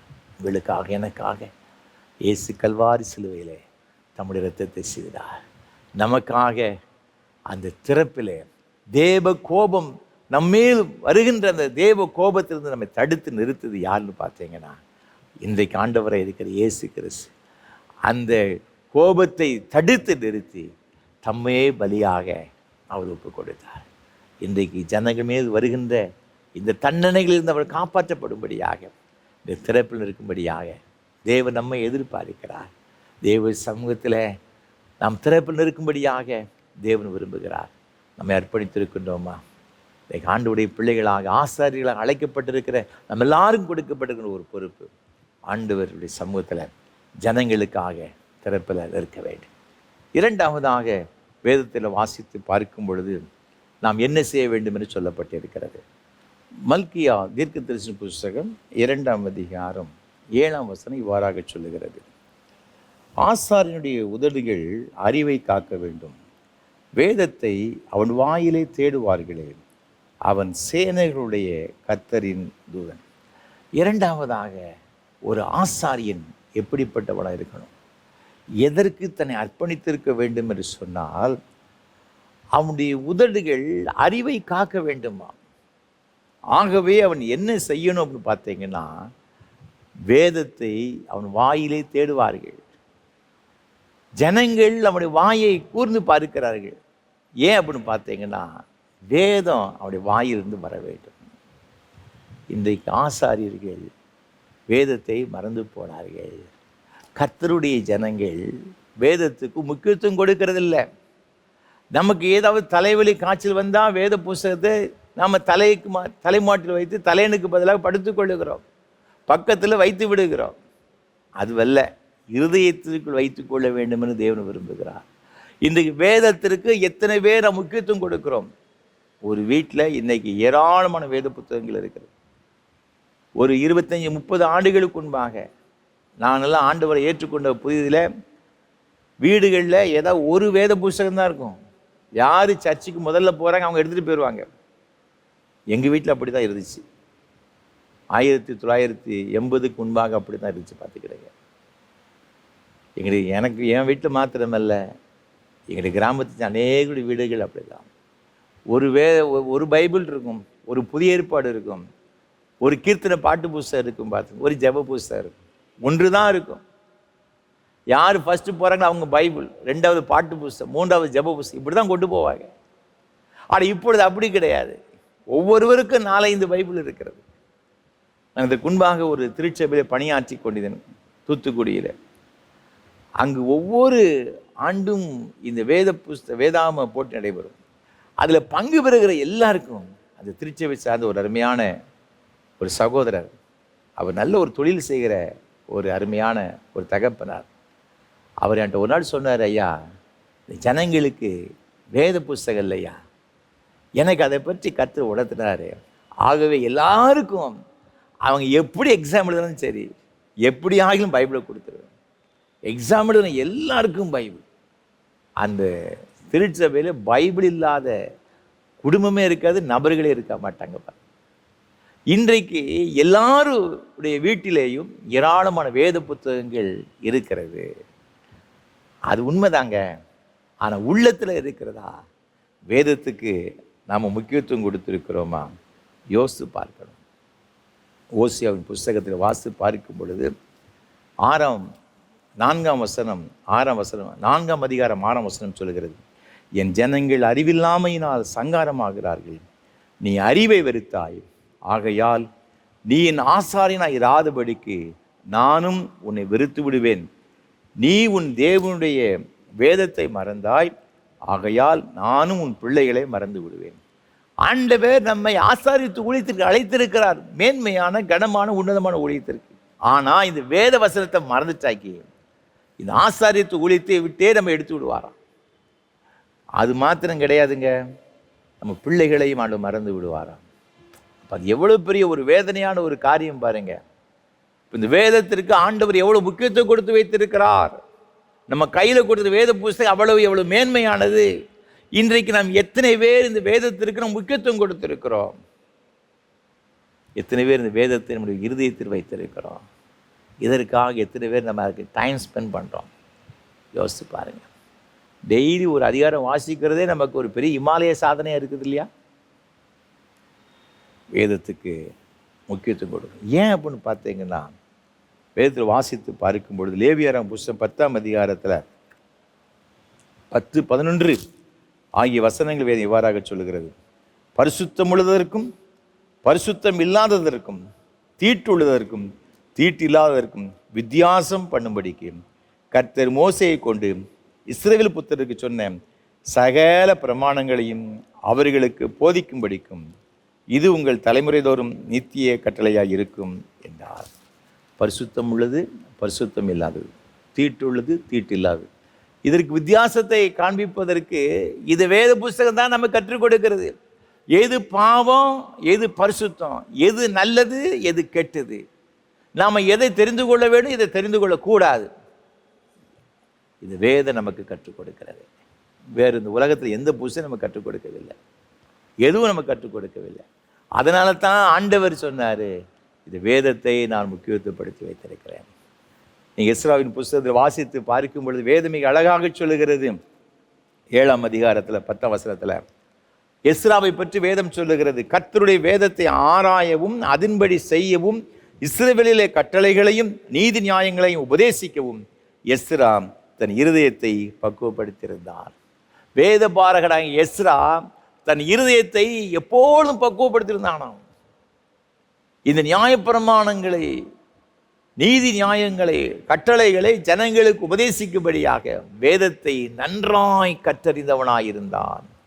ஆகவே தான் நீங்கள் நெகேமியா புஸ்தகத்தில் வாசித்து பார்க்கணும். கடந்த வாரத்தில் இதை குறித்து உங்களோடு நான் பகிர்ந்து கொண்டேன். நீங்கள் 8ஆம் அதிகாரம் 3ஆம் வசனத்தை வாசித்து பார்க்கும்பொழுது காலமே தொடங்கி மத்தியானம் மட்டும் இது நியாயப்பிரமாண புஸ்தகத்தில் உள்ளதை வாசித்து அர்த்தம் சொல்லி கொண்டிருந்தாங்க. காலம் அதிகாலையிலிருந்து 6 மணியிலிருந்து 12 மணி வரை என்று வேதத்தில் சொல்லப்பட்டிருக்கிறது. 6 hours இந்த வேதத்தை பற்றி போதித்து கொண்டே இருந்தான். ஜனங்கள் கேட்டார்கள், உணர்வடைந்தார்கள், அழுதார்கள் என்று வசனம் சொல்லுகிறது. இன்றைக்கு இந்த வேதத்துக்கு நாம் முக்கியத்துவம் கொடுக்கிறோமா? ஆண்டவராக இருக்கிற இயேசு கிறிஸ்துவை பற்றி சொல்லப்பட்டிருக்கிறது. இவரை குறித்து எபிரேயர்கள் நிருபத்தில் நீங்கள் 5ஆம் அதிகாரத்தை வாசிப்பார் தொடர்ந்து பார்க்கும் பொழுது மெல்கிசேதேக்கு ஒப்பான பிரதான ஆசாரியன் என்று இங்கே ஆண்டவரை குறித்து மிக அழகாக சொல்லப்பட்டிருக்கிறது. அவர் என்ன செய்தாராம்? நீங்கள் லூக்கா எழுதின சுவிசேஷத்தில் 2ஆம் அதிகாரத்தில் நம்ம பார்க்கும் பொழுது 46ஆம் வசனத்தில் இயேசு தேவாலயத்தில் போதகர் நடுவில் உட்கார்ந்திருக்கவும் அவர்கள் பேசுகிறதை கேட்கவும் அவர்களை வினாவும் கண்டார்கள். அவர் பேச கேட்ட யாவரும் அவருடைய புத்தியையும் அவர் சொன்ன மாறுத்திறனை குறித்து பிரமித்தார்கள். இயேசு சின்ன வயசிலே வேதத்தை நன்றாய் கற்றறிந்தார் என்று வேதத்தில் பார்க்கிறோம். இங்கே வேதவாரகரோடு கூட இந்த வேத வசனங்களை குறித்து அவர் வியாக்கியானம் பண்ணி கொண்டிருக்கின்றார். அந்த அளவுக்கு எல்லாவற்றையும் அறிந்தவராக இருக்கின்றார். இங்கே வேதத்தில் நீங்கள் தொடர்ந்து வாசித்து பார்க்கும் பொழுது 4ஆம் அதிகாரம் லூக்கா சுவிசேஷம் 22ஆம் வசனம் சொல்லுகிறது, அவருடைய வாயிலிருந்து புறப்பட்ட கிருபையுள்ள வார்த்தைகளை குறித்து ஆச்சரியப்பட்டார்கள். இயேசு கிறிஸ்து வாயிலிருந்து வந்த வார்த்தைகளை குறித்து ஆச்சரியப்பட்டாங்க. அவ்வளவு பிரமாதமாக நேர்த்தியாக ஆண்டவர் வேத வசனங்களை குறித்தெரிச்சுதான் நான் பிரசங்கம் பண்ணினார். நீங்கள் யோவானின் சுவிசேஷத்தில் நீங்கள் பார்க்கும் பொழுது 4ஆம் அதிகாரத்துக்கு வாங்க. சமாரிய ஸ்திரியை குறித்து இங்கே சொல்லப்பட்டிருக்கிறது. அவரோடு கூட பேசினார்.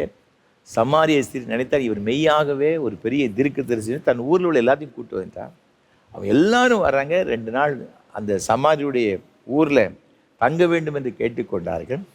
கேட்டு அவர்களோடு கூட உபதேசம் பண்ணுகிறார். 4ஆம் அதிகாரம் யோவான் சுவிசேஷத்தில் 41 வசனத்தை பாருங்கள். அப்பொழுது அவருடைய உபதேசத்தை நிமித்தம் இன்னும் அநேகம் பேர் விசுவாசித்து அந்த ஸ்திரியை நோக்கி, உன் சொல்லின் நிமித்தம் அல்ல, அவருடைய உபதேசத்தை நாங்களே கேட்டு அவர் மெய்யாய் கிறிஸ்துவாய் உலக இரட்சகர் என்று அறிந்து விசுவாசிக்கிறோம் என்றார்கள்.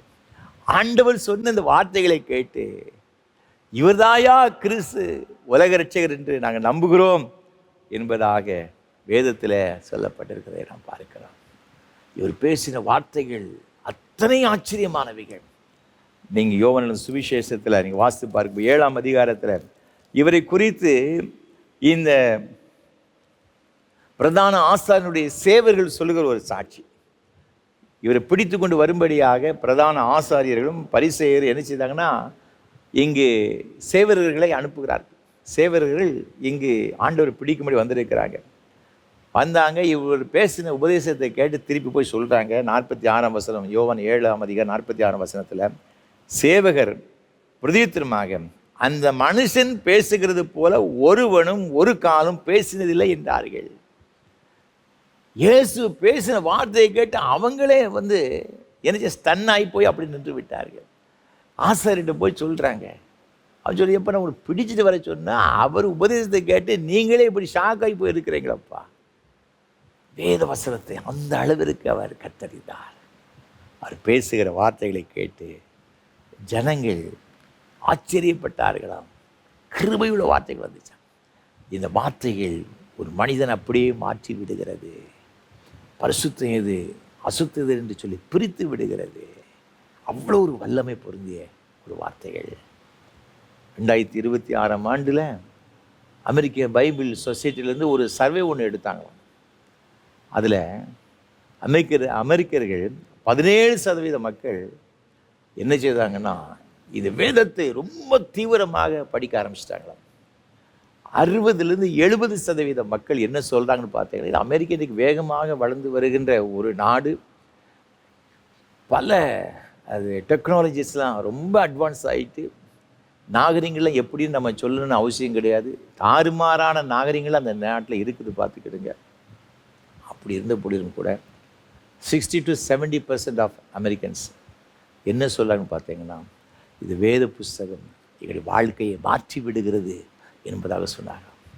ஒரு பக்கம் இந்த சாத்தானுக்கு அடுத்த காரியத்தில் அந்த ஜனங்கள் தங்களை அர்ப்பணித்து கிளார போய்கிட்டு இருக்கிறாங்க. இன்னொரு பக்கம் ஒரு தேவ பக்தியுள்ள ஒரு சந்ததி இதை எழுப்பி கொடுக்கும். அவங்க கொஞ்சம் நஞ்செல்லாம் கிடையாது, 60-70% அவங்க இருக்கிறாங்களாம். இது அமெரிக்கன் பைபிள் சொசைட்டிலேருந்து வந்த ஒரு சர்வே ரிப்போர்ட் பார்த்துக்கிறேன். அன்பானவர்களே, நம்முடைய வாழ்க்கையை மாற்றுகிறது இந்த வேதம். அந்த வேதத்தை பற்றி கற்றுக் கொடுப்பது யாருடைய கடமை தெரியுமா? ஆசாரியர்கள்.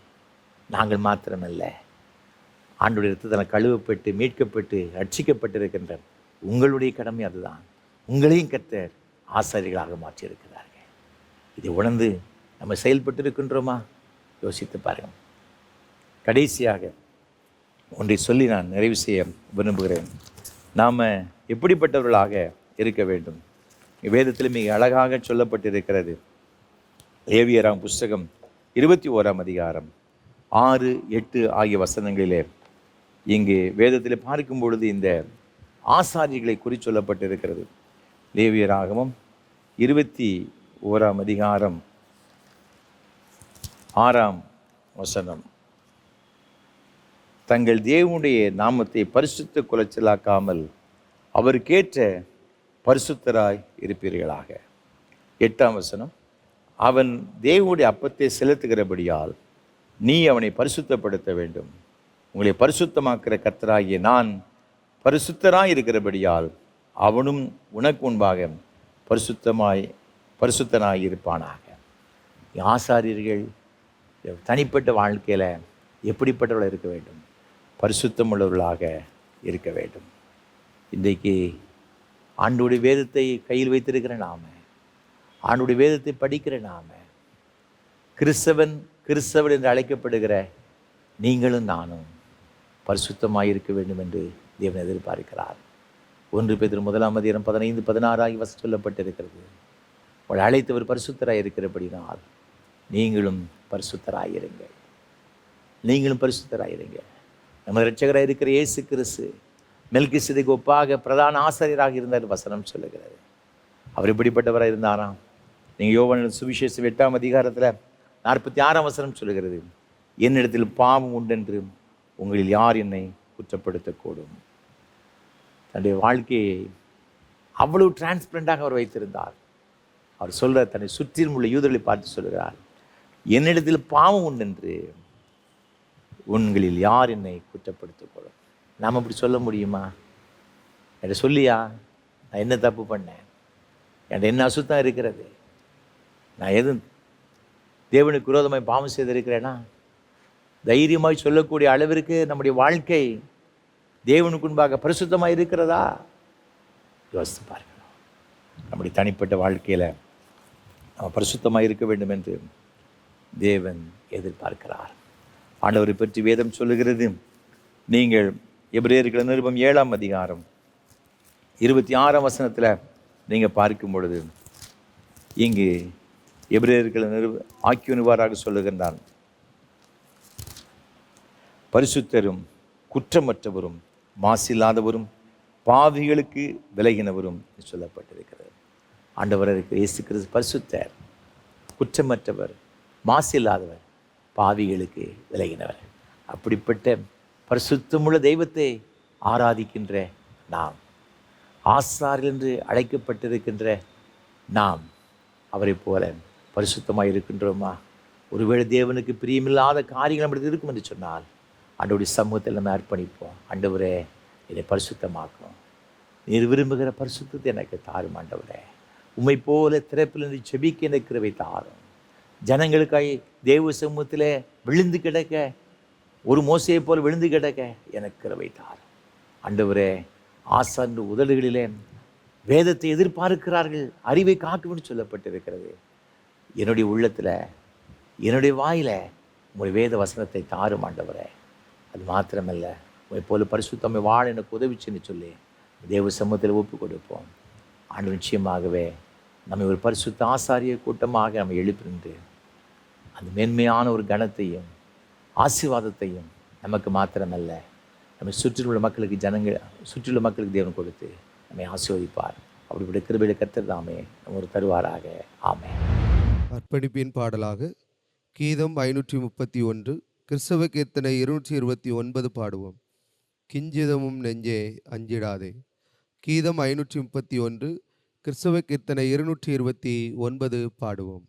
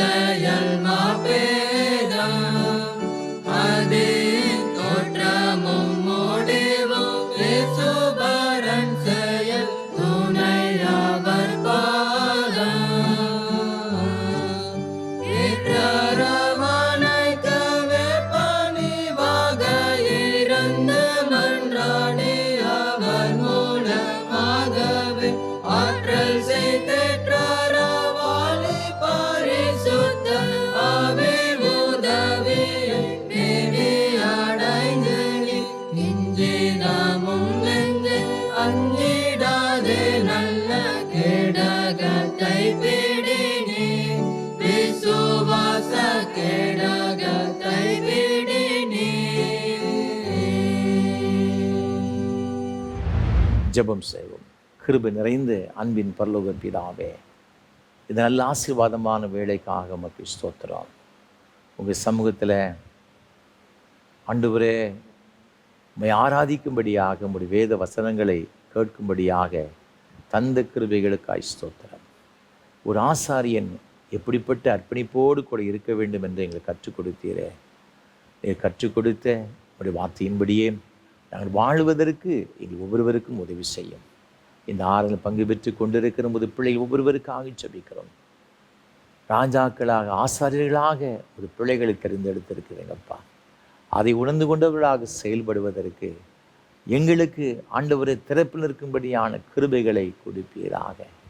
ஜனங்களுக்காய் தேவ சமூகத்தில் ஓசை விழுந்து கிடந்தது போல விழுந்து கிடக்கும்படியான ஆண்டவரே மனதுருக்கம் உள்ள ஒரு இருதயத்தை எங்களுக்கு தருவீராக. வேத பாரகனாகி எஸ்ராவை போல, இரட்சகராயிருக்கிற இயேசு கிறிஸ்துவை போல ஆண்டவரே எங்களுக்கு உள்ளமெல்லாம் உங்களுடைய வசனத்தில் நிரப்பப்பட்டிருக்க கிருபை தரும்படியை ஜெபிக்கிறோம். இயேசு கிறிஸ்துவை போல எங்களுடைய வாழ்க்கை ஒரு பரிசுத்தம் நிறைந்த ஒரு வாழ்க்கையாக அமைவதற்கு கர்த்தர் உதவி செய்யும்படியை ஜெபிக்கிறோம். இந்த ஆறில் பங்கு பெற்று இருக்கின்ற ஒவ்வொருவருக்கும் இப்படிப்பட்ட கிருபைகளை கொடுப்பீராக. பல நாடுகளில், பல தேசங்கள் இருக்கிற எல்லா பிள்ளைகளையும் உடைய கரத்தில் கொடுக்கிறோம் சுவாமி. அவர்கள் எந்த இடத்துல, எந்த தேசத்தில், எந்த கிராமங்களில் தங்கியிருந்தாலும் கூட சுவாமி, அவர்களை ஒரு உத்தமமான ஒரு ஆசாரியர்களாக அந்த இடத்துல எழுப்பி பிரகாசிக்கும்படியாக, அவர்கள் மூலமாக அந்த சுற்றுலா எல்லா மக்களுக்கு ஆசீர்வாதமாக கர்த்தர் பயன்படுத்தும்படியாக நாங்கள் ஜெபிக்கிறோம் ஐயா. என்னுடைய குடும்பங்களை உடைய கரத்தில் கொடுக்கிறோம். ஆண்டவர் ஆசீர்வதிப்பீராக. இந்த குடும்பத்தில் உள்ள பிள்ளைகள் எல்லாரும் ஆண்டவரே கர்த்தருக்கு முன்பாக நீதியுள்ள ஒரு பிள்ளைகளாக நடப்பதற்கு கர்த்தர் அனுகிரகம் செய்யும்படியாய் ஜெபிக்கிறோம். சின்னஞ்சிறு குழந்தைகள் ஆசீர்வதியும், படிக்கிற பிள்ளைகள் ஆசீர்வதிங்கப்பா. ஆண்டவரே உயர் கல்விக்கு காத்திருக்கிற பிள்ளைகளுக்காக ஜெபிக்கிறோம் சுவாமி. அதற்காக தேர்வெழுத போகிற பிள்ளைகளுக்கு, ஆயத்தப்படுகிற பிள்ளைகளுக்காக ஜெபிக்கிறோம். விசேஷித்த ஞானத்தையும் கிருபைகளை பிள்ளைகளுக்கு கொடுத்து கர்த்தர் ஆசீர்வதிப்பீராக. மருத்துவ மேல் படிப்புக்கை காத்திருக்கிற பிள்ளைகளுக்காக ஜெபிக்கிறோம் சுவாமி. உடைய பிள்ளைகளுக்கு வேண்டிய எல்லா ஆசீர்வாதத்தையும் ஞானத்தையும் கொடுத்துக்கிற பிள்ளைகளை உயர்த்தும்படியாக அதன் மூலம் உங்களுடைய நாம மகிமைப்பட அநேக மக்களுக்கு ஆசீர்வாதமாக எங்களுடைய பிள்ளைகள் பயன்பட கிருபை தாரும். வேலைக்காய் காத்திருக்கிற பிள்ளைகளுக்காக ஜெபிக்கிறோம் ஐயா. நல்ல வேலை வாய்ப்புகளை கொடுப்பீராக.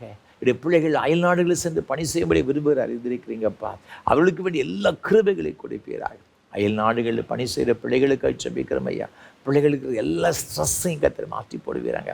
அவங்க என்னென்ன காரியத்திற்காக உங்களுடைய சமூகத்தில் மன்றாடுகிறார்களோ, ஒருவேளை உயர்வுக்காக மன்றாடலாம். தொடர்ந்து அந்த தேசத்தில் நல்ல பணி செய்யும்படியாக அவர்கள் வாஞ்சியோடு கூட உங்களுடைய சமூகத்தில் காத்திருக்கலாம். எதுவாக இருந்தாலும் ஐயா, அந்த பிள்ளைகளுடைய வாஞ்சிகள் விருப்பங்கள் கர்த்தர் நிறைவேற்றி கொடுக்கும்படி ஜெபிக்கிறேன் ஐயா.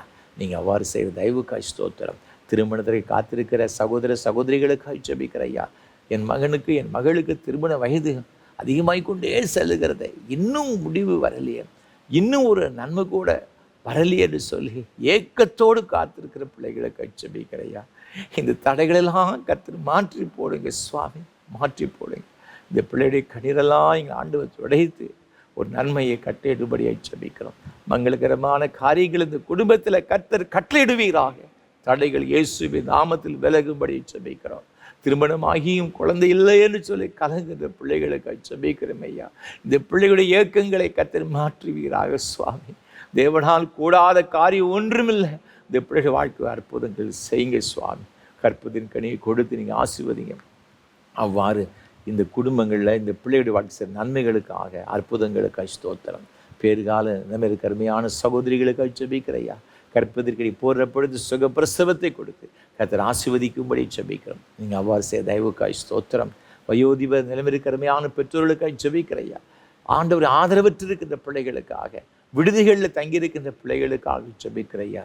ஒவ்வொருவருக்கும் நீரே தாயும் தகப்பனுமாய் இருந்து அவர்களை தாங்குவீராக, அவர்களை ஆதரிப்பீராக. அவருடைய கண்ணீரெல்லாம் கர்த்தர் துடைக்கும்படி ஜெபிக்கிறோம் ஐயா. அவருடைய கரங்களை பிடித்து நடத்துங்கப்பா. முதிர் வயது வரைக்கும் நான் கைவிடாதிருப்பேன் என்று சொன்னீங்களே சுவாமி. கைவிடாது பிடிக்குது பிள்ளைகளை காத்துக்கொள்ளுங்க. நல்ல சுகத்தை, பலத்தை, தீர்க்க ஆயுசை நீங்கள் கொடுத்து நீங்கள் பிள்ளைகள், நீ உன் பிள்ளைகளின் பிள்ளைகளையும் இஸ்ரவேலுக்கு உண்டாங்க சமாதானத்தை காண்பேன்னு சொல்லி அந்த ஆசீர்வாதங்களை கொடுத்து ஆசீர்வதிக்க வேண்டுமே நாங்கள் ஜெபிக்கிறோம் ஐயா.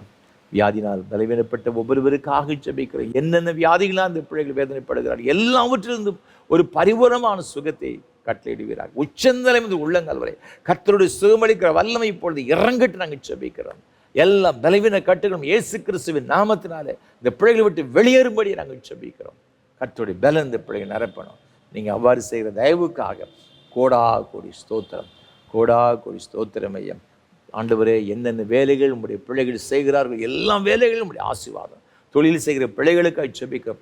அரசாங்கத்தில் பணி செய்கிற பிள்ளைகளுக்காக, தனியார் துறையில் பணி செய்கிற பிள்ளைகளுக்காக, ஓய்வு பெற்ற பணியாளர்களுக்காக, கூலி வேலை செய்கிற பிள்ளைகளுக்காக, எந்தெந்த வகையில் எங்களுடைய பிள்ளைகள் பொருள் ஈட்டுகிறார்கள் எல்லாவற்றிலும் உங்களுடைய ஆசீர்வாதம் நிறைவாய் தங்கியிருக்க ஜெபிக்கிற ஐயா. அப்பத்தையும் தண்ணீரை ஆசீர்வதிப்பேன், எகிப்திலிருந்த இந்த வியாதி அணுகான்னு சொன்னவரை இந்த பிள்ளைகளுடைய பிரயாசங்கள் அப்பத்தையும் தண்ணீரும் கர்த்தர் ஆசீர்வாதமாக்கி தரும்படி ஜெபிக்கிறோம். கடன் பிரச்சனைகள், பொருளாதார தடைகள் இயேசுவின் நாமத்தில் விலகிட்டு நாங்கள் ஜெபிக்கிறோம் ஐயா. தகப்பனே, நீங்கள் அவ்வாறு செய்கிற தயவுக்காய் ஸ்தோத்திரம். ஏழைகள், எளியவர்கள், திக்கற்றவர்கள், அனாதைகள், விதவைகள், கைவிடப்பட்ட, ஒடுக்கப்பட்ட ஒவ்வொருவருக்காக ஜெபிக்கிறோம். ஒவ்வொருவரையும் ஆசீர்வதிங்க. என்னென்ன காரியத்திற்காக, நியாயத்திற்காக இந்த பிள்ளைகள் காத்திருக்கிறார்களோ ஆண்டவரே, அந்த நியாயங்களெல்லாம் அந்த பிள்ளைகளுக்கு கர்த்தர் கொடுப்பீராக. சிலர் சொல்கிறாங்கப்பா, எனக்கு உதவி செய்ய யாருமே கிடையாது, என்னுடைய அப்பா ஸ்தோத்திரமையை என்னுடைய இடத்துல, என்னுடைய வீட்டில் அந்நியர்கள் ஆக்கிரமித்து இருக்கிறாங்க, நியாயமாக எங்களுக்கு வர வேண்டிய நன்மைகள்லாம் தடுத்து கொண்டிருக்கிறாங்க, போய் கேட்ட எனக்கு விரோதமாக பல காரியங்கள் செய்து கொண்டிருக்கிறாங்க சொல்லி கண்ணீரோடு புலம்பிக் கொண்டிருக்கிற பிள்ளைகளுக்காக ஜெபிக்கிறோம். ஆண்டவரே, நீரே உமது பிள்ளைகளுக்கு ஆண்டவரே உமக்கு ஸ்தோத்திரம் வழக்காடும்படியாக இந்த பிள்ளைகளுக்கு நியாயமாய் கிடைக்க வேண்டிய எல்லா காரியங்களும் கிடைப்பதற்கு கர்த்தர் உதவி செய்யும்படியாக நாங்கள் ஜெபிக்கிறோம். அவர் செய்கிற தயவுக்காக உமக்கு கோடாக கூடி ஸ்தோத்திரம், ஸ்தோத்திரம் ஐயா. இந்த ஊழியங்களை பல வகையில் தாங்குகிற பிள்ளைகளுக்காக, ஆதரிக்கிற பிள்ளைகளுக்கு உதவி செய்கிற ஒவ்வொருவருக்காக ஸ்தோத்திரம். ஒவ்வொருவரையும் ஆண்டவர் அபரிவிதமாய் நீர் ஆசீர்வதிப்பீராக. ஆண்டவரே, மணிமுத்தர் ஆலயத்திற்கென்று மனம் வந்து காணிக்கை கொடுக்கிற ஒவ்வொரு பிள்ளைகளுக்காக ஸ்தோத்திரம். அவர்களுடைய குடும்பங்களையும் கர்த்தர் ஆசீர்வதிக்கும்படியும் ஜெபிக்கிறோம். இந்த சின்ன கிராமத்தில் நடைபெறுகிற இந்த ஆலய கட்டுமான பணிக்கென்று கொடுக்கிற ஒவ்வொருவரையும் திரளாக ஆசீர்வதித்து அவர்களுடைய குடும்பத்தை பெருக பண்ணும்படியாக நான் ஜெபிக்கிறேன். அதே போல் இந்த ஆராதனை வேளையை தாங்க ஆண்டவர் மனம் வந்து ஆதரிக்கின்ற அருமையான குடும்பத்தின் பிள்ளைகளுக்காக ஸ்தோத்திரம் ஐயா. தகப்பனே, தர்மபுரியை சார்ந்த அருமையான தகப்பனார் சுகுணா பாண்டியன் ஐயா அவர்களுக்காக நன்றி செலுத்துகிறோம். அன்புக்குரிய துணைவியார் அருமையான அம்மா மேரி கமலபாய் பாண்டியன் அம்மா அவர்களுக்காக நன்றி செலுத்துகிற ஐயா. நேசிக்க அருமையான பிள்ளைகள் ஐயா, இந்த வயோதிப காலத்தினுடைய கிருபை அதிகமாய் தாங்குகிற தெய்வக்காய் ஸ்தோத்திரம். தொடர்ந்து அவர்களுக்கு நல்ல சுகத்தையும் பலத்தையும் தீர்க்க ஆயுசு நீங்கள் கொடுத்து ஆண்டவரே அவள் வழிநடத்தும்படியை ஜெபிக்கிறையா. அவருடைய பலவீனத்தில் பலன் தாரும். தேவ கரம் அவர்களோடு கூட எப்பொழுதும் கூட இருக்கும்படி நாங்கள் ஜெபிக்கிறோம் ஐயா. நீ உன் பிள்ளைகளையும் இஸ்ரவேலுக்கு உண்டாங்க சமாதானத்தை காண்பா என்று சொன்னீரே. அது மேன்மையான ஆசீர்வாதங்களை அவருடைய சந்ததிகளுக்கு சந்ததிகளுக்கு கொடுப்பீராக. நீங்கள் கொடுத்த அருமையான 2 பிள்ளைகளுக்காக, மருமக்கமார்களுக்காய், பேரப்பிள்ளைகளுக்காய், கொள்ளு பேரப்பிள்ளைகளுக்காய் ஸ்தோத்திரம் ஐயா. ஆண்டவரே உமக்கு ஸ்தோத்திரம். உன் பிள்ளைகள் பந்தி சுற்றிலும் ஒலிமர கன்றுகளைப் போல் இருப்பார் சொல்ல வார்த்தையின்படி அவ்வாறு இந்த குடும்பத்தை ஆசீர்வதிப்பீராக, பெருக பண்ணும்படி நாங்கள் ஜெபிக்கிறோம். ஒரு நன்மை கூட குறைவில்லாதபடிக்கு கர்த்தர் காத்துக்கொள்ளும்படி நாங்கள் ஜெபிக்கிறோம். நீங்கள் அவ்வாறு செய்கிற தயவுக்காக உமக்கு ஸ்தோத்திரம். தொடர்ந்து உமது தெய்வீக பிரசன்னம் கிருபை உமது பிள்ளை அனைவரோடு கூட இருக்கட்டும். ஆசீர்வதியும். ஆண்டவர் இயேசு கிறிஸ்துவின் மூலம் ஜெபிக்கிறோம் பரிசுத்த பிதாவே.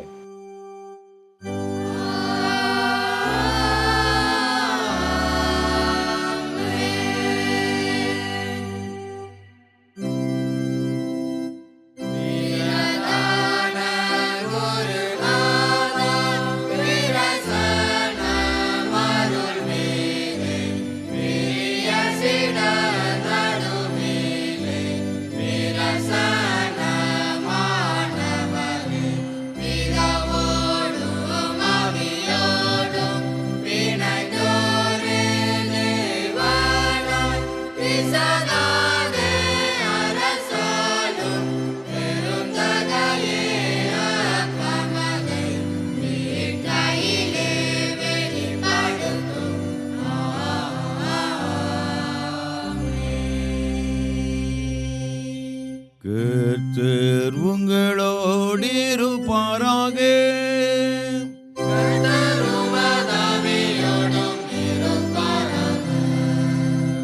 உங்கள் இதயத்தை உயர்த்திடுங்கள்.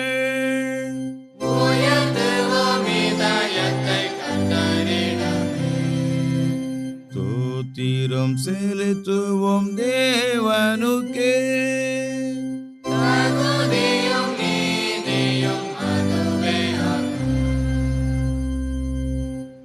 கர்த்தாவே, பரிசுத்த பிதாவே, சர்வ வல்லமையுள்ள நித்திய தேவனே, நாங்கள் எக்காலத்திலும் எவ்விடத்திலும் உமக்கு தோத்திரம் செலுத்துகிறது தகுதியும் நீதியும் எங்கள் விசேஷித்த கடமையுமாயிருக்கிறது.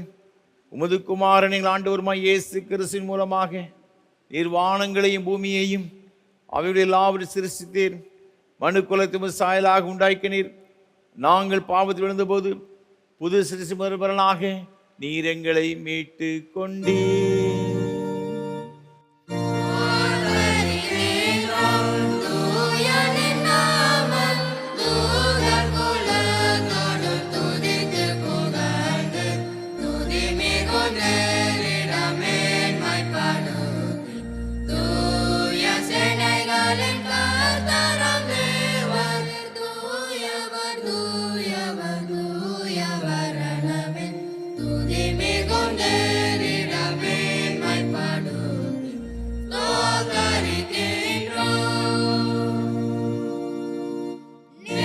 மகிமையினால் நிறைந்தனவேன் நித்திய மகிமை.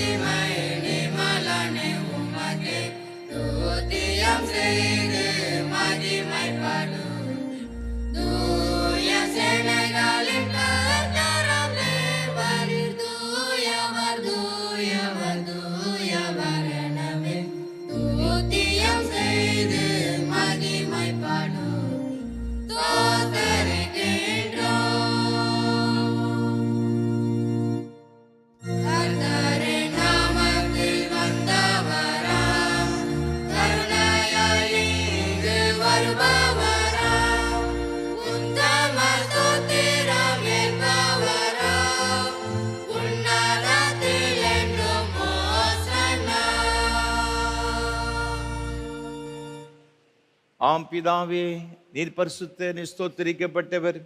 தேவர் மனது உருக்கமாக அன்பு கூர்ந்து ஒரே பேரான குமாரனாகிய இயேசு கிறிஸ்து எங்கள் தன்மை தரித்துக் கொள்ளவும் சிலுவையில் மரித்து எங்களை மீட்டுக் கொள்ளவும் அவரை தந்திருந்தீரே.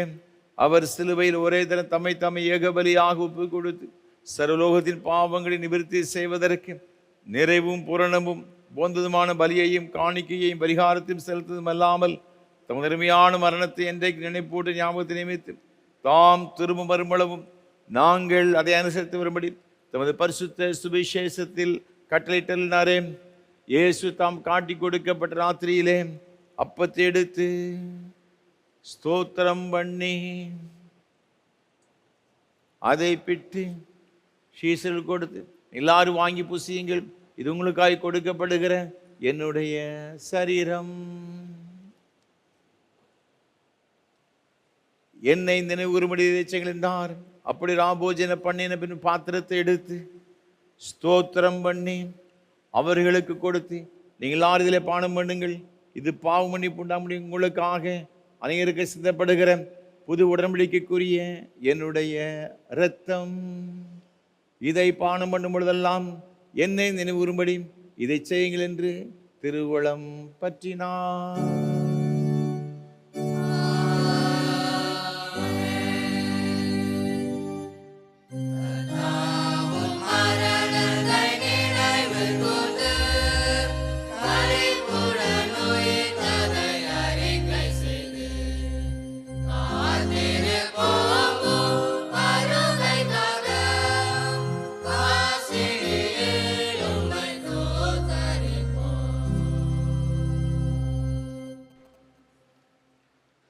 ஆதலால் பிதாவே, முதுகுமாரனாகிய எங்கள் ஆண்டவரின் அருமையான பாடுகளையும் மரணத்தையும் மகிமையான உயிர்த்தெழுதலையும் பரமேறுதலை நினைவு கூர்ந்து முதடியார்களாகிய நாங்கள் அவருடைய கட்டளையின்படி அவர் வருகை எதிர்நோக்கிறவர்களாக இதை செய்கிறோம். அவரில் நீர் எங்கள் நிறைவேற்றின பூரண மீட்புக்காக உமக்கு நன்றி செலுத்துகிறோம்.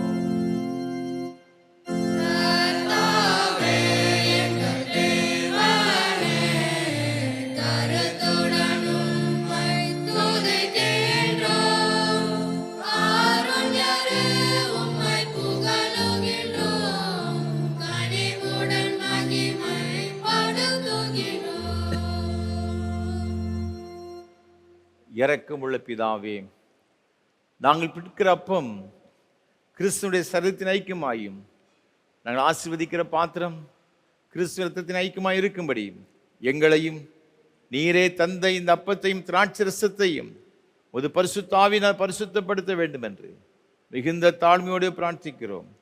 நாங்கள் எல்லாரும் ஆண்டவராகி கிறிஸ்துவில் கூட்டி இணைக்கப்பட்டவர்களாகி விசுவாசத்தில் ஒருமைப்படவும் தலையாகி அவருக்குள் எல்லாவற்றிலையும் வளர்வு கிருபை செய்யும். அவரோடும் பரிசுத்த ஆவியோடும் ஐக்கியமாயிருக்கிற சர்வ வல்லமுள்ள பிதாவாகி உமக்கு அவர் மூலமாய் சகல கன மகிமையும் என்றென்றைக்கும் உண்டாவதாக.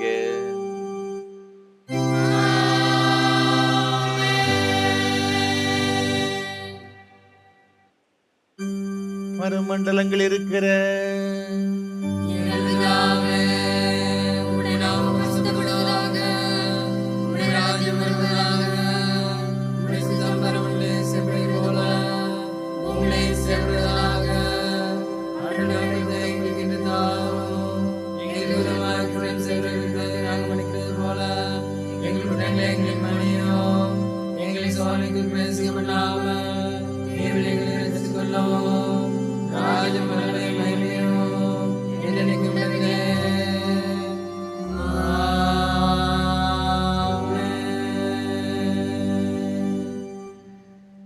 கர்த்தருடைய திருப்பந்தியில் பங்கு பெறுவதற்கு நம்மில் எவ்வளவேனும் தகுதி இல்லை என்று உணர்ந்தவர்களாக நம்மை தகுதிப்படுத்துகிறவர் நமது ஆண்டவராகிய இயேசு கிறிஸ்துவே. அவருடைய சமூகத்திலே பணிவாய் முழங்கால் படியிட்டு நம்மை நாமே அவருடைய சமூகத்தில் ஒப்பு கொடுத்து நம்ம எல்லாரும் சேர்ந்து கர்த்தரை தகுதிப்படுத்தும்படி பரிசுத்தப்படுத்தும்படியாக தாழ்மையின் விண்ணப்பத்தை ஏறெடுப்போம். இரக்கமுள்ள கர்த்தாவே, இரக்கமுள்ள கர்த்தாவே, எங்கள் சுயநீதியை நம்பி நாங்கள் உம்முடைய பந்தியில் சேர துணியாமல் தேவருடைய அளவற்ற இரக்கத்தை நம்பி சேர்கிறோம். உடைய மேஜையின் கீழ் விழும் துடுக்கைகளையும் பொறுக்கிக் கொள்ள நாங்கள் பாத்திரல்ல. ஆனாலும் தேவரீர் எப்பொழுதும் இரக்கச்செய்ய லட்சணம் மாறாத ஆண்டவராயிருக்கிறீர். ஆகையால் கிருபையுள்ள கர்த்தாவே, உமது அருமையான குமாரனாகிய இயேசு கிறிஸ்துவின் விலைமதியான இரத்தத்தாலும் எங்கள் பாவமுள்ள சரீரமும் ஆத்துமாவும் சுத்தமாகி எப்பொழுதும் நாங்கள் அவருக்குள்ளும் அவர் எங்களுக்குள்ளும் வாசமாயிருப்பதற்கு ஏற்றவுதமாய் உடைய சரீரத்தை புசித்து உடைய இரத்தத்தை பானம் பண்ண எங்களை கிருபை செய்துள்ளோம். ஆமென். நாம் பிற்கிற அப்பம் கிறிஸ்துவின் சரீரத்தின் ஐக்கியமா இருக்கிறது அல்லவா?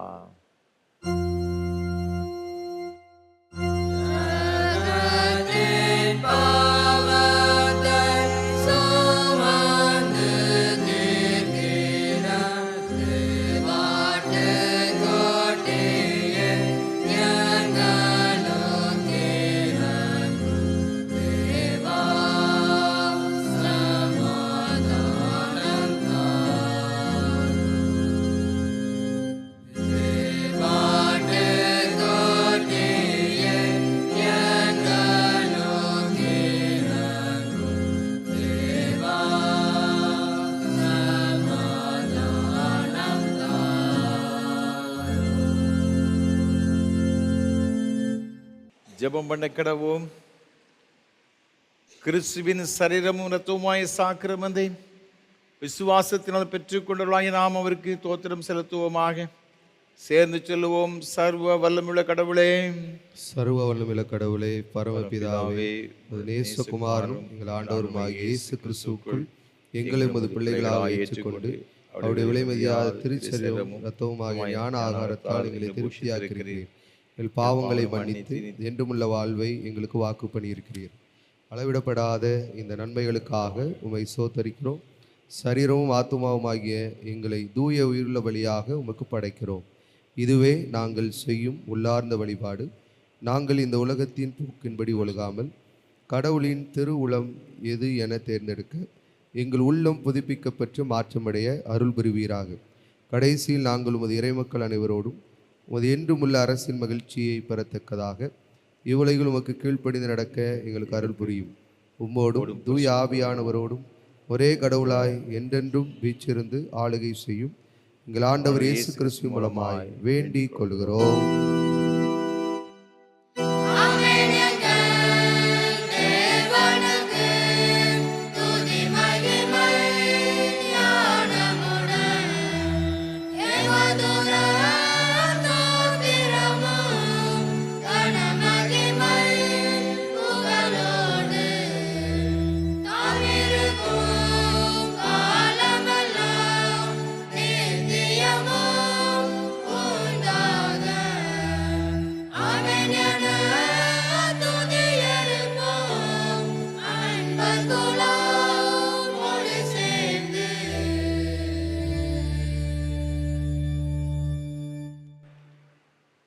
எல்லா புத்திக்கு மேலான தேவ சமாதானங்களோடு கூட இருந்து நீங்கள் தேவனையும் அவருடைய குமாரனாகிய நாதர் இயேசு கிறிஸ்துவை அறிகிற அறிவிலும் அன்பில் நிலைத்திருக்கும்படி உங்கள் இரு திசையை காக்கடுவது பிதா குமாரன் பரிசுத்த ஆவியாகிய சர்வ வல்லமுள்ள தேவனுடைய ஆசீர்வாதங்களோடு கூட இருந்து இன்றும் இன்னும் சதா காலங்களிலும் உங்களோட நிலைத்திருக்க கடவது.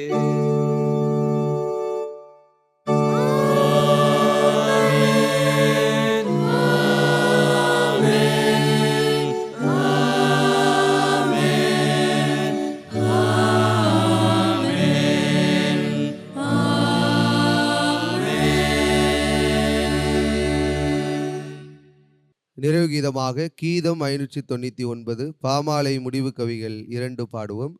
கர்த்தரே தற்காரும் ஆசீர்வாதம் தாரும். கீதம் 599 பாமாலை முடிவு கவிகள் 2 பாடுவோம்.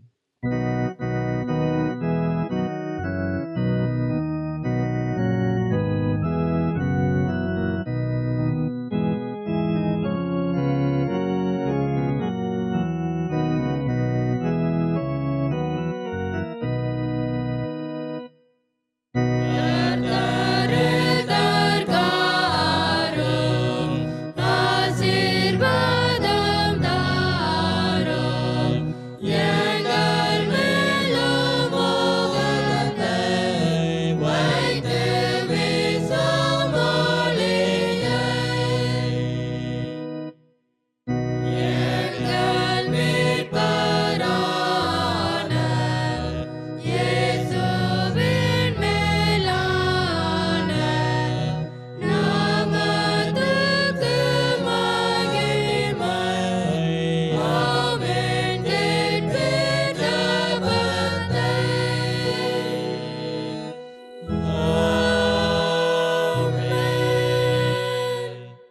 பரிசுத்த பிதாவே, இது நல்ல ஆராதனை வேளைக்காக உமக்கு ஸ்தோத்திரம் செலுத்துகிறோம்.